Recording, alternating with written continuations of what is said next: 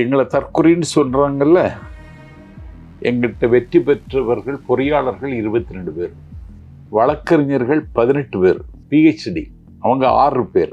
அந்த அஃபிடவிட்டில் இருக்கக்கூடிய இன்ஃபர்மேஷனை ஒவ்வொரு அஃபிடவிட்டா வெற்றி பெற்ற 108, அதில் 1 ராஜினாமா போக 107, இது எல்லாத்தையும் சேர்த்து கணக்கு பண்ணதில் ஒரே ஒருத்தர் தான் பிஹெச்டி வாங்கியிருக்கார். 12ஆம் வகுப்பு கல்வி தகுதியில் 7 பேர், 10ஆம் வகுப்பு கல்வி தகுதியில் 12 பேர், டிகிரி டிஸ்கண்டினியூ பண்ணவங்க 6 பேர், ஸ்கூல் ட்ராப் அவுட்டு 5 பேர், 10ஆம் வகுப்புக்கு கீழே படித்தவர்கள் அல்லது கல்வியை கைவிட்டவர்கள் 6 பேர்.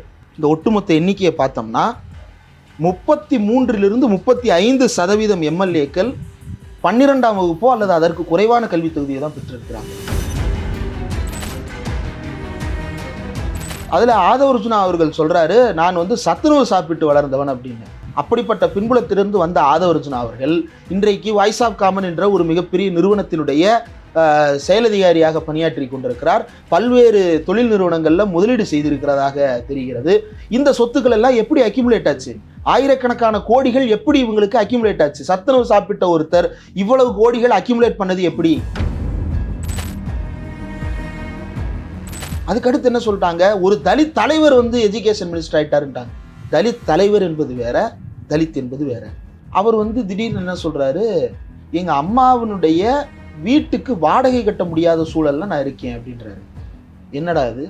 ஒரு ஆங்கரா இருக்கிற ஒருத்தருக்கு வாடகை கட்டாமல் இருக்கிறது அப்படின்றது இயல்பான ஒரு விஷயம்தான், அது புரிந்து கொள்ளக்கூடியது அப்படின்னு தான் நம்புகிறோம் நாம். ஆனால் உண்மை என்ன அப்படின்னா, சென்னையில் ஒரு முக்கியமான ஒரு அப்பார்ட்மெண்ட், ஒரு பெரிய அப்பார்ட்மெண்ட்டில் அவர் ஒரு வீடு வாங்கி இருக்கிறார், சொந்த வீடு வைத்திருக்கிறார். இதற்கு முன்பு பலருக்கும் காசை வாங்கிட்டு பட்டம் கொடுக்கறதுக்காக பெயர் பெற்ற அந்த நிறுவனத்தில் இவர் டிப்ளமோ வாங்கியிருக்கிறாரு. இதை கணக்கில் காட்டியிருக்கிறாரு. திமுக என்கின்ற ஒரு கட்சியினுடைய இருப்பையோ அவங்களுடைய வரலாற்றையோ இல்லாமல் ஆக்க வேண்டும் என்பதற்காக வேண்டுமென்றே இந்த நரேட்டிவ் சித்தரிக்கப்படுகிறது. ஏன் இந்த நரேட்டிவ் செட் பண்ணப்படுது அப்படின்னா, இது அப்படியே பேரலா டெல்லியில் ஆட்சியை கைப்பற்றியதற்கு பிறகு மோடி என்னென்னலாம் நரேட்டிவ் செட் பண்ணாங்களோ அதே மாதிரியான நரேட்டிவை இங்கேயும் செட் பண்ணுறாங்க. இது ரெண்டுக்கும் இடையில இருக்கக்கூடிய ஒற்றுமை தான் ரொம்ப ஆச்சரியத்தை தருகிறது, அதிர்ச்சியை தருகிறது அப்படின்லாம் பல வார்த்தைகளில் சொன்னாலும் ரெண்டுக்கும் இடையில ஒற்றுமைகள் இருக்கு.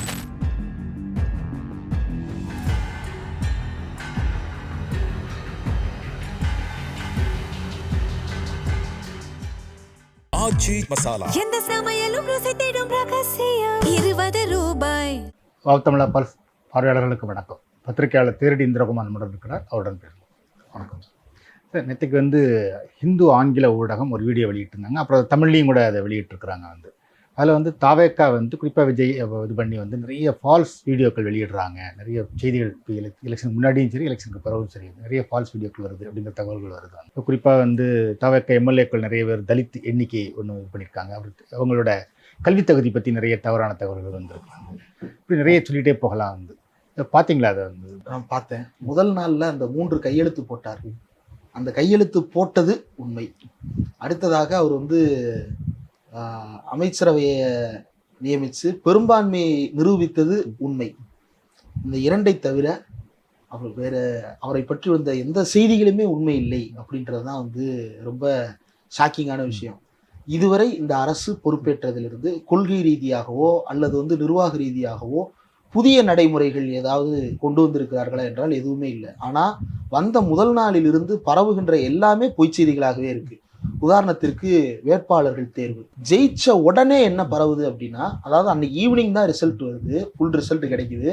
7 மணிக்கே என்ன செய்தி பரவிருச்சுன்னா, 6 பேர் பிஹெச்டி படிச்சிருக்கிறாங்க, 14 பேருக்கிட்ட ஐஐடி கிராஜுவேட்ஸ் இருக்கிறாங்க அப்படின்ற தகவல் பரவ ஆரம்பிச்சுது. இது ஒன்று. 2வது செட் ஆஃப் இன்ஃபர்மேஷன் என்னன்னா, ஜெயிச்சதுல 70 பேர் தலித் வேட்பாளர்கள். 70 பேர் தலித் வேட்பாளர்களா? தனித்தொகுதியை தாண்டி பொது தொகுதியிலையும் தலித் வேட்பாளர்கள் தான் ஜெயிச்சிருக்காங்க. பொது தொகுதியில் தலித் வேட்பாளர்கள் ஜெயிச்சிட்டாங்களா? ஏன்னா மேலூரில் தலித் வேட்பாளரை போட்டோடனே பரவாயில்ல, இந்த கூட்டணியிலேருந்து ஒரு தலித் வேட்பாளரை மேலூரில் போட்டிருக்கிறாங்களே அப்படின்றது ரொம்ப ஷாக்கிங்காக இருந்துச்சு. ஏன்னா மேலூர் எப்போவுமே அதை விளக்கவே தேவையில்லை, அங்கே யாருடைய ஆதிக்கம் அதிகமாக இருக்குன்றது நல்லா தெரியும். அங்கே இவர் எப்படி போட்டாங்க அப்படின்னு ஆச்சரியமாக இருந்தது. அவர் ஜெயித்திருக்கிறார். திமுக கூட்டணியில் போட்டியிட்ட காங்கிரஸ் வேட்பாளர். அந்த இது ஒன்று. மற்ற எங்கேயுமே போட்டியிடல. தி ஹிந்து ரிப்போர்ட்டின் படி சங்கராபுரத்தில் போட்டியிட்ட அந்த தாவேகா வேட்பாளர் மட்டும்தான் வந்து தலித் வேட்பாளர். அவரும் வந்து தோல்வி அடைந்திருக்கிறார். அப்போ மீதி இருக்கக்கூடிய எல்லாருமே தனித்தொகுதியில் போட்டியிட்டு வெற்றி பெற்ற தலித் வேட்பாளர்கள் தானே தவிர வேற எந்த பொது தொகுதியிலையும் அவங்க போட்டியிட்டு வெற்றி பெறல. அப்போ 70 பேர் வந்து தலித் வேட்பாளர்கள்னு சொன்னது போய், பொது தொகுதியில் தலித் வேட்பாளர்கள் அனைவரும் போட்டியிட்டவர்கள் எல்லாரும் வெற்றின்னு சொன்னது போய், அதுக்கப்புறம் என்ன கொண்டு வந்தாங்க அப்படின்னா இந்த 6 PhD கிராஜுவேட்ஸு, 10க்கும் மேற்பட்ட IIT கிராஜுவேட்ஸு அப்படின்னு சொல்லிட்டு. நான் வந்து அதற்கு பிறகு இந்த தகவலை வந்து பல பேரும் வந்து ரொம்ப அதிர்ச்சியாகவும் ரொம்ப ஆச்சரியத்தோடையும் ஷேர் பண்ண உடனே இதை தேடி பார்த்தா அப்படி ஒரு கன்சாலிடேட்டட் டேட்டா வந்து எங்கேயுமே அதிகாரப்பூர்வமாக வெளியிடப்படலை. அப்போ வேற எங்கே தேடுறது? ஒரே சோர்ஸ் தான் இருக்குது. அது வந்து எலெக்ஷன் கமிஷனில் அவங்க தாக்கல் பண்ண அஃபிடவிட்டில் இருக்கக்கூடிய இன்ஃபர்மேஷன். அந்த அஃபிடவிட்டில் இருக்கக்கூடிய இன்ஃபர்மேஷனை ஒவ்வொரு அஃபிடவிட்டா வெற்றி பெற்ற 108, அதில் 1 ராஜினாமா போக 107, இது எல்லாத்தையும் சேர்த்து கணக்கு பண்ணதில் ஒரே ஒருத்தர் தான் PhD வாங்கியிருக்கிறார். அதாவது முனைவர் ஆய்வு செய்து பட்டம் பெற்றவர் ஒருத்தர் தான் இருக்கிறார். மருத்துவத்துறை சார்ந்த படிப்புகள், அதாவது MBBS, MD, DNB மாதிரியான மருத்துவ படிப்பு, மருத்துவ மேற்படிப்பு வந்து 7 பேர் படிச்சிருக்கிறாங்க. ஹெல்த் சயின்ஸ்னு சொல்லப்படுற BDS, BVSC, BPharm, அதாவது ஃபார்மசி, வெட்டினரி சயின்ஸு, அதுக்கப்புறம் பல் மருத்துவம் 4 பேர் படிச்சிருக்கிறாங்க. இன்ஜினியரிங் அண்ட் டெக்னாலஜி, பொறியியல் தொழில்நுட்பம் 16 பேர். இது உண்மையிலேயே பெரிய மதிக்கத்தக்க எண்ணிக்கை தான். சட்டப்படிப்பு LLB, LLM, BL, ML இதெல்லாம் சேர்த்து 10 பேர். போஸ்ட் கிராஜுவேஷன், மொத்தமாக போஸ்ட் கிராஜுவேஷன் வந்து 17 பேர் படிச்சிருக்கிறாங்க. கிராஜுவேஷன் 15 பேர் படிச்சிருக்கிறாங்க. டிப்ளமோ வொகேஷனல் IT வந்து 2 பேர். 12ஆம் வகுப்பு கல்வி தகுதியில் 7 பேர். 10ஆம் வகுப்பு கல்வி தகுதியில் 12 பேர். டிகிரி டிஸ்கண்டினியூ பண்ணவங்க 6 பேர். ஸ்கூல் ட்ராப் அவுட்டு 5 பேர். 10ஆம் வகுப்புக்கு கீழே படித்தவர்கள் அல்லது கல்வியை கைவிட்டவர்கள் வந்து 6 பேர். இந்த ஒட்டுமொத்த எண்ணிக்கையை பார்த்தோம்னா 33லிருந்து 35% MLAக்கள் 12ஆம் வகுப்போ அல்லது அதற்கு குறைவான கல்வி தகுதியை தான் பெற்றிருக்கிறாங்க. நம்ம இந்த கல்வி தகுதியை வைத்து அந்த MLAக்களை வந்து மதிப்பிட போகிறது கிடையாது. அவர்கள் மக்களால் தேர்ந்தெடுக்கப்பட்ட பிரதிநிதிகள் என்பதற்காகத்தான் நாம் மதிக்கிறோமே தவிர அவர் என்ன படிப்பு படித்திருக்கிறார், அதனால் அவர் சட்டப்பேரவைக்கு வந்தார் என்பதற்காக நாம் அவருக்கு புதிய மரியாதைகள் கொடுக்க போகிறது கிடையாது. ஆனால் இப்படி ஒரு பொய் செய்தி பரவுது. இந்த பொய் செய்தியினுடைய நோக்கம் என்னவா இருக்கு அப்படின்னா, இதற்கு அடுத்து வந்த இன்னொரு பொய் செய்தியோட சேர்த்து நம்ம பார்க்க வேண்டியது இருக்கு.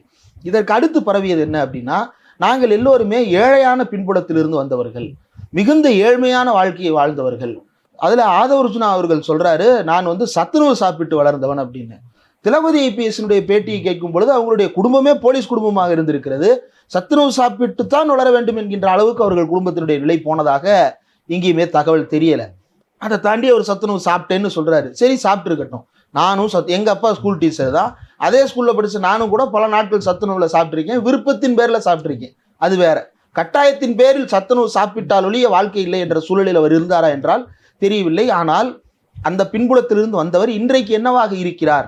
அப்படிப்பட்ட பின்புலத்திலிருந்து வந்த ஆதவர்ஜுனா அவர்கள் இன்றைக்கு வாய்ஸ் ஆஃப் காமன் என்ற ஒரு மிகப்பெரிய நிறுவனத்தினுடைய செயலதிகாரியாக பணியாற்றி கொண்டிருக்கிறார். பல்வேறு தொழில் நிறுவனங்கள்ல முதலீடு செய்திருக்கிறதாக தெரிகிறது. இந்த சொத்துக்கள் எல்லாம் எப்படி அக்யூமுலேட் ஆச்சு? ஆயிரக்கணக்கான கோடிகள் எப்படி இவங்களுக்கு அக்யூமுலேட் ஆச்சு? சத்துணவு சாப்பிட்ட ஒருத்தர் இவ்வளவு கோடிகள் அக்யூமுலேட் பண்ணது எப்படி? அதை எங்கேயாவது விளக்கி இருக்கிறாரா? அவர் வந்து ஸ்போர்ட்ஸ் ஹாஸ்டலில் தங்கினேன்றாரு. அவர் வந்து மாணவர்களோட சேர்ந்து தான் சாப்பிடுவேன்றாரு. அதுக்கப்புறம் வந்து ஸ்போர்ட்ஸில் வந்து ரொம்ப சாதனைகள். எந்த விளையாட்டு வீரர் வந்து கோடிக்கணக்கில் சம்பளம் வாங்குறாங்க? லட்சத்தை கூட தொட்டது கிடையாது. இந்த அரசு, திமுக அரசு வந்ததற்கு பிறகுதான் வந்து அவர்களுக்கு வந்து ஹை இன்டென்சிவ் கேஷ் ப்ரைஸ் அப்படின்னு சொல்லிட்டு பல லட்சக்கணக்கான ரூபாய் அவர்களுக்கு பரிசு தொகையாக கொடுக்கப்பட்டது. அதற்கு முன்பெல்லாம் அவ்வளவு தொகை வந்து கொடுக்கப்பட்டதே கிடையாது. ரொம்ப ரேரா ஒரு சர்வதேச சாதனை செய்தா அந்த மாதிரி தான் கொடுப்பாங்க. ஆனால் சாதனை செய்வதற்காகவே பயிற்சியும் கொடுத்து அந்த பயிற்சியின் விளைவாக செய்யப்பட்ட சாதனைக்கு பரிசும் கொடுப்பது வந்து திமுக அரசு தான் அந்த நடைமுறையை கொண்டு வந்தது. இப்போ இவர் வந்து எப்படி இந்த சொத்துக்களை சேர்த்தாருன்னு தெரியல. ரெண்டாவது அமைச்சர் ராஜ்மோகன், நேற்று ஒரு செய்தியை பார்த்தேன். அம்பேத்கர் ஸ்டடி சென்டரோ ஏதோ ஒரு பேரில், அல்லது அம்பேத்கர் ஸ்டடிஸ் இன்ஸ்டியூட்டோ ஏதோ ஒன்று, USA இருக்கக்கூடிய ஏதோ ஒரு அமைப்பு, இதுவரை கேள்விப்படாத ஒரு அமைப்பு. அந்த அமைப்பு வந்து என்ன பண்ணியிருக்கிறாங்க அப்படின்னா, a Dalit leader is leading the education department in Tamil Nadu. Dalit லீடரா? முதல்ல என்ன சொன்னாங்க, ஒரு தலித் கல்வி அமைச்சர் ஆயிட்டாரு அப்படின்னாங்க. அதற்கடுத்து என்ன சொன்னாங்க, ஆதி திராவிடர் நலத்துறை அல்லாத ஒரு துறையை பெற்ற ஒரே தலித் இவர் தான் அப்படின்னாங்க. அதுக்கடுத்து என்ன சொல்லிட்டாங்க, ஒரு தலித் தலைவர் வந்து எஜுகேஷன் மினிஸ்டர் ஆயிட்டாருன்ட்டாங்க. தலித் தலைவர் என்பது வேற, தலித் என்பது வேற. ராஜ்மோகன் அவர்கள் கிட்டத்தட்ட என்னை போலவே வந்து பல்வேறு ஊடகங்களில் அவர் பணியாற்றி இருக்கிறார். அவர் வந்து என்டர்டெயின்மெண்ட் சார்ந்த ஊடகங்களில் பணியாற்றி இருக்கிறார். ஸ்மைல் சேட்டை மாதிரியாக, புட்சிட்னி மாதிரியாக நம்மெல்லாம் வளரும்போது அவருடைய வீடியோக்களை எல்லாம் பார்த்து ரசித்து தான் நம்ம கடந்து வந்திருக்கிறோம். அந்த ப்ரொஃபைலில் இருந்தவர். அதுக்கப்புறம் பாபா பிளாக் ஷீப்னு ஒரு படம், அந்த படம் வந்து பாக்ஸ் ஆஃபீஸில் எந்த பெர்ஃபார்மன்ஸும் பண்ணல அப்படின்றது நமக்கு தெரியும். படங்கள் வந்து ஆப்வியஸாக வெற்றி அடையலாம், தோல்வி அடையலாம். ஆனால் ஒரு படத்தினுடைய இயக்குனர், அதை தாண்டி அவர் பல்வேறு நிகழ்ச்சிகள் தொகுப்பாளராக பணியாற்றி இருக்கிறார். விடுதலை சிறுத்தைகள் சார்ந்த நிகழ்ச்சிகளை இப்போ தொகுத்திருக்கிறாரு. யூட்டனோ அல்லது வந்து இன்னும் பல்வேறு நிகழ்ச்சிகளில் அவர் கலந்துகிட்டு இருந்திருக்கிறாரு. அதே போல் சினிமா சார்ந்த பல நிகழ்ச்சிகளை தொகுத்து வழங்கியிருக்கிறாரு. இதெல்லாம் பண்ணியிருக்கிறார். அவர் வந்து திடீர்னு என்ன சொல்கிறாரு, எங்கள் அம்மாவினுடைய வீட்டுக்கு வாடகை கட்ட முடியாத சூழலில் நான் இருக்கேன் அப்படின்றாரு. என்னடா இது, ஒரு ஆங்கராக இருக்கிற ஒருத்தருக்கு வந்து வாடகை கட்டாமல் இருக்கிறது அப்படின்றது வந்து இயல்பான ஒரு விஷயந்தான், அது வந்து புரிந்து கொள்ளக்கூடியது அப்படின்னு தான் நம்புகிறோம் நாம். ஆனால் உண்மை என்ன அப்படின்னா, சென்னையில் ஒரு முக்கியமான ஒரு அப்பார்ட்மெண்ட், ஒரு பெரிய அப்பார்ட்மெண்ட்டில் அவர் வந்து ஒரு வீடு வாங்கி இருக்கிறார், சொந்த வீடு வைத்திருக்கிறார். அது 30 லட்சம் கடன் வச்சிருக்கிறார். அப்போ கடன் இருக்குல்லப்பா, ஒருவேளை அது வீட்டுக்கு வாங்கின கடனாக இருக்கலாம்லன்னு சிலர் கேட்கலாம். அவருடைய டிக்ளேர்டு அனுவல் இன்கம் வந்து 23 லட்சம் ரூபாய். அவர் பேரில் 54 லட்சம் ரூபாய்க்கு தங்க ஆபரணங்கள் வச்சிருக்கிறாரு. அவருடைய மனைவி பேரில் 54 லட்சம் ரூபாய்க்கு தங்க ஆபரணங்கள் வைத்திருக்கிறாரு. 4.25 லட்சத்துக்கு மேலே வெள்ளி ஆபரணங்கள், இவர் மனைவி 4.25 லட்சம். அப்போ தங்க ஆபரணங்கள் மட்டுமே 1.16 கோடி ரூபாய்க்கு வைத்திருக்கக்கூடிய ஒருவர், என்னுடைய அம்மாவுக்கு வந்து அடுத்த மாதம் வாடகை கட்ட வக்கில்லாமல் இருந்தேன், என்னை முதலமைச்சர் அமைச்சராக்கியதால் தான் இப்போது நான் நிம்மதியாக இருக்கிறேன்னு சொல்றாருன்னா இது எதற்காக கட்டமைக்கப்படுகிறது? ஒரே கூட ஒரு வீடியோ போட்டுருக்காரு, ஹோம் டூர் வீடியோ ஒன்று போட்டு, அவர் பல வீடியோக்கள் ஹோம் டூர் வீடியோவில் வந்து இதை சொல்லியிருக்கிறாரு. ரெண்டாவது, அவருடைய கல்வி தகுதி Indian institute of management and technologies அப்படின்ற பேரில் ஒன்று. பார்த்த உடனே எல்லாரும் என்ன நினைப்போம், ஏதோ ஐஐடி ஐஏஎம்ல படிச்சிருக்கிறாரு போல அப்படின்ட்டு. கிடையாது, அது வந்து யூஜிசி அங்கீகாரம் பெறாத ஒரு நிறுவனம். தமிழ்நாட்டில் வந்து டிபார்ட்மெண்ட் ஆஃப் டெக்னிக்கல் எஜுகேஷன் டோட்டுன்னு ஒன்று இருக்குது, அந்த டோட்டினுடைய அங்கீகாரம் பெறாத ஒரு நிறுவனம். இதற்கு முன்பு பலருக்கும் வந்து காசை வாங்கிட்டு பட்டம் கொடுக்கறதுக்காக பெயர் பெற்ற அந்த நிறுவனத்தில் இவர் ஒன்று டிப்ளமோ வாங்கியிருக்கிறாரு. இதை கணக்கில் காட்டியிருக்கிறாரு. கணக்கில் காட்டிட்டு தன் டிகிரி ஹோல்டர்னு காட்டிக்கிறாரு. அது டிகிரி வச்சிருக்கலன்றது நம்ம பிரச்சனையே இல்லையே. முதலமைச்சர்களே வந்து கல்வி தகுதி தேவையில்லை, ஆளும் தகுதி இருந்தால் போதும்னு நினைக்கிற மாநிலத்தில் ஏன் கல்வி தகுதியை நிரூபிக்க இவ்வளவு போராடுகிறார்கள்? இது ஏன் இந்த மோசடியில் ஈடுபடுறாங்க? எங்களை எல்லாம் தற்கொலைன்னு சொன்னீங்களே பாருங்க, நாங்கெல்லாம் எவ்வளவு கல்வி அது ஒரு பாயிண்ட். இன்னும் பல விஷயங்கள் அதுக்கு பின்னாடி. இவரே வந்து பல வீடியோக்கள்ல சாய்ராம் கல்லூரியில வந்து தான் படித்ததாகவும் டிகிரி கம்ப்ளீட் பண்ண முடியாததாகவும் ஜோஸ்டாக்ஸ் மாதிரியான பல்வேறு நிகழ்ச்சிகள்ல அவரே வெளிப்படையாக பேசி இருக்கிறார். ஆனா அதை காட்டல. எப்பவுமே வந்து ஹையஸ்ட் டிகிரி எது வந்து அதிகபட்ச டிகிரியோ அதை கணக்கு காட்டுவாங்க. ரைட்டு, ஓகே, டிப்ளமோவை விட இது ஹையஸ்ட் டிகிரி தானே, ஏன் அதை கணக்கு காட்டலை, ஏன் அதை மறைச்சிங்க? நீங்கள் தான் ஓப்பனாக இருக்கணுமே, ஏன் அதை மறைக்க வேண்டிய தேவை வருது? இப்போ சில ஆண்டுகளுக்கு முன்னாடி வரைக்கும் அரியர் எழுதியிருக்கிறாரு, என்ன தப்பு? இப்போ அரியர் எழுதின ஒருத்தர் வந்து இன்னைக்கு ஆயிட்டேன்னு சொல்லிக்கங்களேன், உங்களுக்கு தான் எல்லாமே பெருமைக்குரிய விஷயம் தானே, எதனால் இது மறைக்கப்படுகிறது? இன்னொரு எம்எல்ஏ வந்து அப்படித்தான் அசம்பிளிக்கு பஸ்ஸில் வந்தார். என்னடா இது, அசம்பிளிக்கு பஸ்ஸில் வர்றதெல்லாம் வந்து பல விசிட்டர்ஸ் போவாங்க பஸ்ஸில், அதை தாண்டி வந்து சிபிஎம் சிபிஐலே வந்து அந்த எம்எல்ஏக்களுக்கு கட்சி சார்பாகவே வந்து ஒரு வாகனம் வந்து ஒதுக்கீடு செய்யப்படுகிறது. பேருந்துலெல்லாம் போயிட்டு வர்றது வந்து நேர விரயம். நம்ம அது அந்த நேரத்தில் மக்களுக்கு போராடிடலாம் அப்படின்னு சொல்லிட்டு அவங்களுக்கே வாகனம் எல்லாம் கொடுக்கப்படுது. அவ்வளவு வறுமையில் இவர் எப்படிங்க இருப்பாரு அப்படின்னு சொல்லிட்டு தேடி பார்த்தா அவர் கோடிக்கணக்கில் சொத்து வச்சிருக்கிறாரு. கோடிக்கணக்கில் சொத்து வச்சிருக்கிறவரு செருப்பு போட காசு இல்லைன்னு போய் சொல்றாரு, பஸ்ஸில் வர்றதுக்கு தான் காசு இருக்குன்னு போய் சொல்றாரு. ஏன் இவ்வளவு போய் சொல்றாங்க? ரோட்டோர கடையில் நின்று சாப்பிட்ற மாதிரி ஒரு ஃபோட்டோ போட்டு, ரோட்டோர கடையில் நின்று சாப்பிட்றாங்க. திடீர்னு நாளைக்கு பார்த்தீங்க அப்படின்னா ரோட்டில் அப்படி அசம்பிளிலேருந்து வெளியே நடந்து போயிட்டு இருப்பாங்க பாரிஸ் கார்னரை நோக்கி. எதுக்குன்னு கேட்டால் அங்கே போய் தான் நான் பஸ் ஏறி போகிறேன் அப்படின்னு கூட நாளைக்கு ஒரு வீடியோ வரலாம். இதையும் செய்தி ஊடகங்கள் அப்படியே எடுத்து போடுறாங்க. எனக்கு அதில் தான் ரொம்ப ஆச்சரியமாக இருக்கிறது. அவங்க 1000 சொல்லலாங்க. ராஜ்மோகன் தன்னுடைய கல்வி தகுதியை போய் சொல்லலாம், தன்னுடைய சொத்து மதிப்பை போய் சொல்லலாம். இந்த எம்எல்ஏ, இந்த திடீர்னு பஸ்ஸில் வந்த எம்எல்ஏ வந்து தன்னுடைய கல்வி தகுதியை போய் சொல்லலாம், தன்னுடைய பண மதிப்பை போய் சொல்லலாம். விஜய் அவர்களே என்ன சொல்கிறாரு அப்படின்னா, நான் வந்து ஒரு ஏழை அசிஸ்டன்ட் டைரக்டருக்கு பிறந்த பையன் அப்படின்னு. அது வந்து சினிமா துறையில் இருக்கக்கூடிய எல்லாருக்கும் தெரியும். விஜயினுடைய இளமை காலங்களிலேயே எஸ்ஏசி வந்து நல்ல ஒரு வெற்றிப்பட இயக்குனராக, நல்ல அறியப்பட்ட இயக்குனராக பலரையும் பயிற்சி கொடுத்து கொண்டிருந்த இயக்குனராக அறியப்பட்ட ஒருவர். அப்படி ஒரு வறுமையான சுச்சுவேஷன்ல வந்து விஜய் வாழ்ந்ததாக சினிமா துறையிலேயே யாருக்குமே தெரியாது. எஸ்ஏசியோடு எத்தனையோ பேர் பயணித்திருக்கிறார்கள், அவர்கள் யாருக்குமே தெரியாத ஒரு தகவல். பாவம் சாலிகிராமத்தில் வந்து ஒரு அரை கிரவுண்ட்ல வீட்டை வச்சுக்கிட்டு ஏழையா இருந்திருக்கிறாரு போல எஸ்ஏ சந்திரசேகர். ஏன் சார் இப்படி பையனுக்கு காசை கொடுக்காம மாத்திட்டீங்கன்னு அவரை தான் கேட்கணுமா? எனக்கு புரியல ஏன் இந்த நரேட்டிவ் செட் பண்ணப்படுது அப்படின்னா, இது வந்து அப்படியே பேரலா டெல்லியில வந்து ஆட்சியை கைப்பற்றியதற்கு பிறகு இந்தியாவினுடைய ஆட்சியை கைப்பற்றியதற்கு பிறகு மோடி என்னென்னலாம் நரேட்டிவ் செட் பண்ணாங்களோ அதே மாதிரியான நரேட்டிவை இங்கேயும் செட் பண்றாங்க. இது ரெண்டுக்கும் இடையில இருக்கக்கூடிய ஒற்றுமை தான் வந்து ரொம்ப ஆச்சரியத்தை தருகிறது, அதிர்ச்சியை தருகிறது அப்படின்லாம் பல வார்த்தைகள்ல சொன்னாலும் ரெண்டுக்கு இடையில ஒற்றுமைகள் இருக்கு. இந்த கல்வி தகுதி, அவங்களுடைய பணப்பின்புலம், இது எல்லாத்திலும் பின்னாடி கட்டமைக்கப்படுவது என்ன அப்படின்னா, நாங்கள் சாமானியர்கள், இந்த சாமானியர்கள், இந்த ஏதிலிகள், இந்த ஒன்றுமற்றவர்கள் நாங்கள் திமுகவை தோற்கடித்து விட்டோம் அப்படின்ற நரேட்டிவ் ஒன்று. ரெண்டாவது, தாங்கள் தற்குறி அல்ல அப்படின்றதெல்லாம் வந்து வேறு வகையாக வந்து ரொம்ப ரொம்ப எக்ஸ்ட்ராடினரியான ஒரு பார்வை தான். அப்படி ஒரு பார்வை இருக்கலாம் மேபி, ஆனால் எல்லாருக்கும் அப்படி இருக்கா அப்படின்னா இல்லை.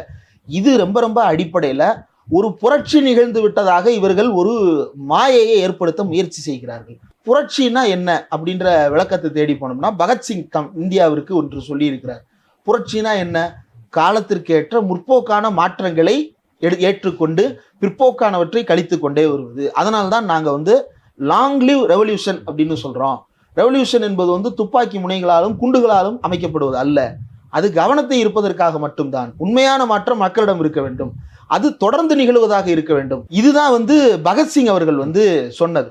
இந்த கோட்டின் அடிப்படையில் பார்த்தோம் அப்படின்னா, இப்போது நடந்திருப்பதில் ஏதாவது ஒரு மாற்றமோ அல்லது முற்போக்கான விஷயமோ நடந்திருக்கிறதா என்றால் இல்லை, பிற்போக்கான பல விஷயங்கள் நடந்திருக்கிறது. எப்படி?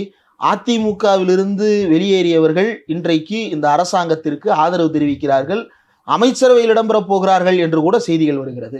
இன்னொரு பக்கம் அதிமுகவிலிருந்து விலகி வந்தவர்களில் 2 பேர் கேபினெட் 9 பேர் பதவி ஏற்கிறாங்க. இந்த 9 பேர் பதவி ஏற்புல நீங்க அதிமுக வேலை வச்ச குற்றச்சாட்டு என்ன? இங்க இருக்கிறவங்க அங்க இருக்கிறவங்க இங்க மாறி மாறி போவாங்க, அதிகாரத்திலே இருப்பாங்க. இப்ப என்ன நடந்திருக்கு? சிடிஆர் நிர்மல்குமார் எங்கிருந்து வந்தார்? பாஜகவில் இருந்தார், RSSல் இருந்தார், பாஜகவில் இருந்தார், அதிமுகவில் இருந்தார், இப்போ தாவேகாவில் இருக்கிறார்.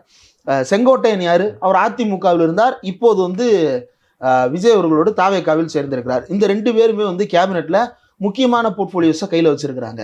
ஆதவர்ஜுனா எங்கிருந்து வந்தவர்? அவர் விடுதலை சிறுத்தைகள் இருந்தார், அதுக்கு முன்னாடி திமுகவில் இருந்ததாக சொல்லிக் கொள்ளுகிறார், இப்போது தமிழக வெற்றி கழகத்தில் இணைந்திருக்கிறார். இப்போ இவர்களெல்லாம் ஏற்கனவே ஒரு கட்சியில் இருந்தவங்க தானே. கீர்த்தனா என்பவர் யாரு? அவர் வந்து சிலிண்டர் விலைக்கு மோடியை திட்டாதீங்கன்னு வீடியோ பேசின ஒருத்தரை வந்து இன்றைக்கு வந்து இவங்க அமைச்சராக்கி இருக்கிறாங்க. அப்படின்னா இந்த மாதிரியான ஒரு பிற்போக்கான கேபினெட் வந்து எப்படி முற்போக்கானதாகவே இல்லாத போது அது எப்படி மாற்றத்திற்கானதாக இருக்கும்? மாற்றத்திற்கானதாகவே இல்லாத போது அது எப்படி புரட்சிகரமானதாக இருக்குது? இதை புரட்சிகரமானது அப்படின்ற தோற்றத்தை ஏற்படுத்துவதற்கு ரொம்ப கடந்து மெனக்கிடுறாங்க. அது ஒன்று.